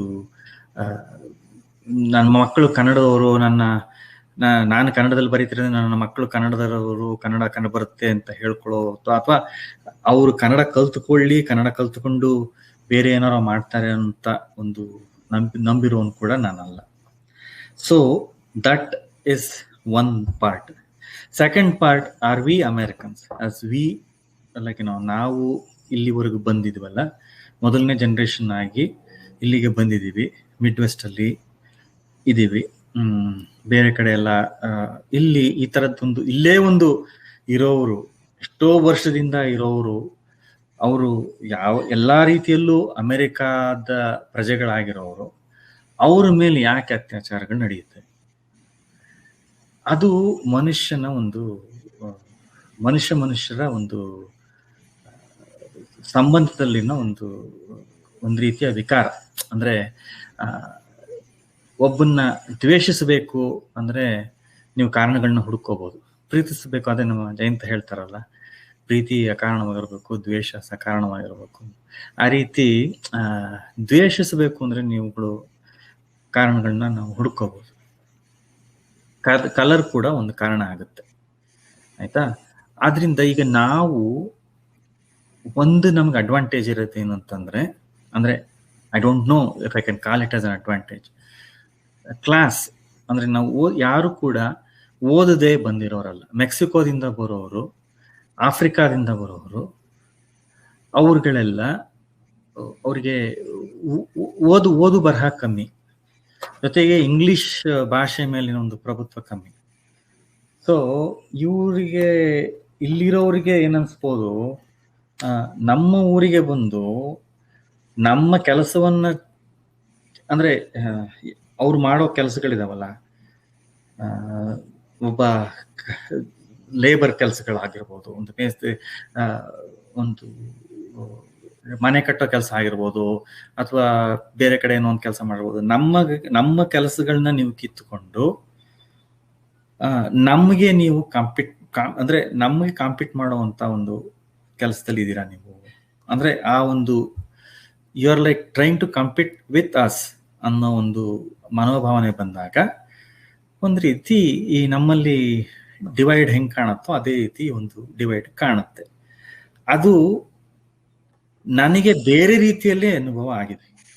ಅಂದ್ರೆ ಅನೇಕ ನಾನು ಕೆಲಸ, ಎಷ್ಟೋ ಸತಿ ಅದನ್ನ ಹೇಳಿದೀನಿ, ನಾನು ಕೆಲಸ ಮಾಡ್ತಿದ್ರು ಕೂಡ I want to see an American ಅಂತ ಹೇಳ್ತಾರೆ. ಒಬ್ಬ ಯಾರೋ ಪೇಷಂಟ್ ಬಂದು I want to see an American doctor. ಅವನಿಗೆ ಕೇಳ್ತೀನಿ, what do you mean by American? Like, do you want me to show your American, do you want me to show you my American passport? I'm an American citizen. No, I want to see an American. ಅಂದ್ರೆ ಅವನಿಗೆ ಒಬ್ಬ ಬಿಳಿಯ American doctor ಬೇಕಾಗಿದೆ, ಆಯ್ತಾ. ಅದು ಆತರ ಒಂದು ಮನೋಭಾವನೆ ಇಟ್ಕೊಂಡ್ ಬಂದವರಿಗೆ ಏನು ಮಾಡಕ್ಕಾಗಲ್ಲ. ಅದು ದಟ್ ಈಸ್ ವೇರ್. ಅದು ಈಗ ಕೆಲಸದಲ್ಲಿ ಮತ್ತೆ ಒಂದು ಇಂಡಿಯನ್ ಡಾಕ್ಟರ್ಸ್ ಮತ್ತೆ Indians, they are like very hard workers. So you're appreciated where you deserve it. ಅಂದ್ರೆ ನಿಮ್ಮ ಕೆಲಸದಲ್ಲಿ ನೀವು ಚೆನ್ನಾಗಿ ಕೆಲಸ ಮಾಡಿಕೊಂಡು, ಗುರು ಒಳ್ಳೆ ಡಾಕ್ಟರ್ ಅಂತ ಹೇಳಿ ಕೆಲಸದಲ್ಲಿ ನನ್ನನ್ನ ಎಲ್ಲರೂ ಎತ್ತಿ ಮೆರೀತಾರೆ. ಆದ್ರೆ ಯಾರೂ ಅವ್ರ ಮನೆಗೆ ಊಟಕ್ಕೆ ಬಂದು ಕರೆಯೋದಿಲ್ಲ, ಆಯ್ತಾ. ಅಂದ್ರೆ ಅದೇನು, ಅದು ಖಾಸಗಿ ಪ್ರಪಂಚದಲ್ಲಿ ನಾವು ಅದ್ರ ಒಳಗೆ ಹೋಗೋದಿಕ್ಕೆ ಪ್ರಾಯಶಃ ಇನ್ನೊಂದು ಜನರೇಷನ್, ನಮ್ಮ ಮಕ್ಕಳಿಗೆ ಅದು ಒಂದು ಪ್ರಾಬ್ಲಮ್ ಬರೋದಿಲ್ಲ ಅಂತ ಅನ್ಸುತ್ತೆ. ಆದ್ರೆ ಅವ್ರಿಗೂ ಕೂಡ ಒಂದು ಐಡೆಂಟಿಟಿ ಅಂತ ಬೇಕಾದಾಗ, ಕಾಲೇಜ್ ಎಸ್ಸೆಲ್ಲ ಐಡೆಂಟಿಟಿ ಅಂತ ಬೇಕಾದಾಗ ಅವ್ರು ಕೂಡ ಇಂಡಿಯನ್ ಅಮೆರಿಕನ್ಸ್ ಅಂತಾನೆ ಬರ್ಕೋತಾರೆ. So this is a weird dynamics ನೀವು ನೋಡಿದಾಗ. ಸೊ ನಿಮ್ಮ ಪ್ರಶ್ನೆಗೆ ಉತ್ತರ ಏನಂದ್ರೆ, ನಾವು ಎಲ್ಲಿ ಸಲ್ಲಬೇಕೋ ಅಲ್ಲಿ ನಮ್ಮ ಯೋಗ್ಯತೆ ಸಲ್ಲುತ್ತೆ. ಅದು ಬಿಟ್ಟು ಇನ್ನೊಂದ್ ಸ್ವಲ್ಪ ಮುಂದಿನ ಸ್ಟೆಪ್ ಹೋಗಬೇಕು ಅಂದಾಗ ಸ್ವಲ್ಪ ಹಿಂಜರಿಕೆ ಇದ್ದೇ ಇರುತ್ತೆ. ಹೋಟೆಲ್ಗೆ ಹೋಗ್ಬೋದು, ವಿ ಗೋ ಅಂಡ್ ನಾವು ಹ್ಯಾವ್ ರೆಸ್ಟೋರೆಂಟ್ ಅಲ್ಲಿ ಹೋಗಿ ಪಿಜ್ಜಾ ತಿನ್ಬೋದು ಅಥವಾ ಇನ್ನೇನಾದ್ರು ಮಾಡ್ಬೋದು. ಬಟ್ ಮನೆಗೆ across the dining table, thanks giving dinner ಅವೆಲ್ಲ ಇನ್ನೊಂದು ಸ್ವಲ್ಪ ದೂರನೇ ಮಾಡ್ತೀವಿ. ಆ ದಿನಗಳು ಆದಷ್ಟು ಬೇಗ ಬರ್ಲಿ. ಆಮೇಲೆ ಬಣ್ಣ ಮತ್ತೆ ಚರ್ಮದ ಬಣ್ಣ ಮತ್ತೆ ಇವೆಲ್ಲವನ್ನು ಮೀರಿ ಮನುಷ್ಯತ್ವ ಮತ್ತೆ ಪ್ರೀತಿ ಎಲ್ಲಾ ಕಡೆ ಬೆಳೀಲಿ ಅಂತ ಹಾರೈಸೋಣ. ಗುರು, ಸುಮಾರು 1 ಗಂಟೆ 13 ನಿಮಿಷ ನೀವು ಬುಕ್ ಬ್ರಹ್ಮ ಜೊತೆ ಮಾತಾಡಿದೀರಾ. ಜಾಸ್ತಿ ಆಯ್ತು ಅನ್ಸುತ್ತೆ. ಏನು ಜಾಸ್ತಿ ಆಗ್ಲಿಲ್ಲ. ನನಗಂತೂ ನಿಮ್ ಪಕ್ಕದಲ್ಲಿ ಕೂತ್ ಮಾತಾಡೋದ್ ಹಾಗೆ ಅನ್ನಿಸ್ತು. ಸೊ ಬುಕ್ ಬ್ರಹ್ಮ ಪರವಾಗಿ, ಕನ್ನಡಿಗರ ಪರವಾಗಿ, ಕನ್ನಡ ಸಾಹಿತ್ಯ ವಲಯದ ಪರವಾಗಿ ನಾನು ನಿಮ್ಗೆ ಕೃತಜ್ಞತೆ. ಸ್ನೇಹಿತರೆ, ಗುರುಪ್ರಸಾದ್ ಅವರ ಹೊಸ ಕಾದಂಬರಿ ವಿದೇಹ ಮತ್ತೆ ಅವರ ಹೊಸ ಕಥಾ ಸಂಕಲನ ಲೋಲ ಸದ್ಯದಲ್ಲೇ ಬರ್ತಾ ಇದೆ. ದಯವಿಟ್ಟು ನಿರೀಕ್ಷಿಸಿ, ತಗೊಂಡು ಓದಿ. ನಮ್ಮನ್ನೆಲ್ಲ, ನಮ್ಮ ಸಾಹಿತ್ಯ ವಲಯದಲ್ಲಿರೋ ನಮ್ಮನ್ನೆಲ್ಲ ನೀವು ಬೆಳೆಸಿ. ಯಾಕಂದ್ರೆ ಓದುಗರೇ ನಮ್ಮ ದೇವರು. ನೀವು ಓದಿ ನಮ್ಮನ್ನ ಬೆಳೆಸಲಿಕ್ಕೆ ಸಾಧ್ಯ ಆಗತ್ತೆ. ಹಾಗೆ ಬುಕ್ ಬ್ರಹ್ಮ ಇದೇ ತರದ ಹೊಸ ಹೊಸ ಕಾರ್ಯಕ್ರಮಗಳೊಂದಿಗೆ ನಿಮ್ಮ ಮುಂದೆ ಬರ್ತಾ ಇರುತ್ತೆ. ನೀವು ಬುಕ್ ಬ್ರಹ್ಮದ ಫೇಸ್ಬುಕ್ ಲೈಕ್ ಮಾಡಿ, ಫಾಲೋ ಮಾಡಿ, ಹಾಗೆ ಯೂಟ್ಯೂಬ್ ನ ಸಬ್ಸ್ಕ್ರೈಬ್ ಮಾಡಿ. ಹಾಗೆ ದಿನ ಬುಕ್ ಬ್ರಹ್ಮ ವೆಬ್ಸೈಟ್ಗೆ ಬಂದು ಹೊಸ ಹೊಸ ಸಾಹಿತ್ಯದ ಬಗ್ಗೆ ಹೊಸ ಹೊಸ ಸುದ್ದಿಗಳು ಬರ್ತಾ ಇರುತ್ತೆ, ಸಂದರ್ಶನ ಬರ್ತಾ ಇರುತ್ತೆ. ಅದನ್ನೆಲ್ಲ ನೋಡಿ ಅಂತ ನಿಮ್ಮನ್ನ ಅತ್ಯಂತ ಕಳಕಳಿಯಿಂದ ಕೇಳ್ಕೊತಾ ಇವತ್ತಿನ ಝೂಮ್ ವಿತ್ ಬುಕ್ ಬ್ರಹ್ಮ ಕಾರ್ಯಕ್ರಮ ಮುಗಿಸ್ತಾ ಇದ್ದೀನಿ. ಮುಂದಿನ ವಾರ ಮತ್ತೊಬ್ಬ ಅತಿಥಿ ಜೊತೆ ನಿಮ್ಮ ಮುಂದೆ ಹಾಜರಾಗ್ತಾ ಇದ್ದೀನಿ. ನಿಮಗೂ ಒಳ್ಳೇದಾಗ್ಲಿ. ನಮಸ್ಕಾರ ಗುರು. ನಮಸ್ಕಾರ. Thank you. Thank you so much. Thank you. See you then.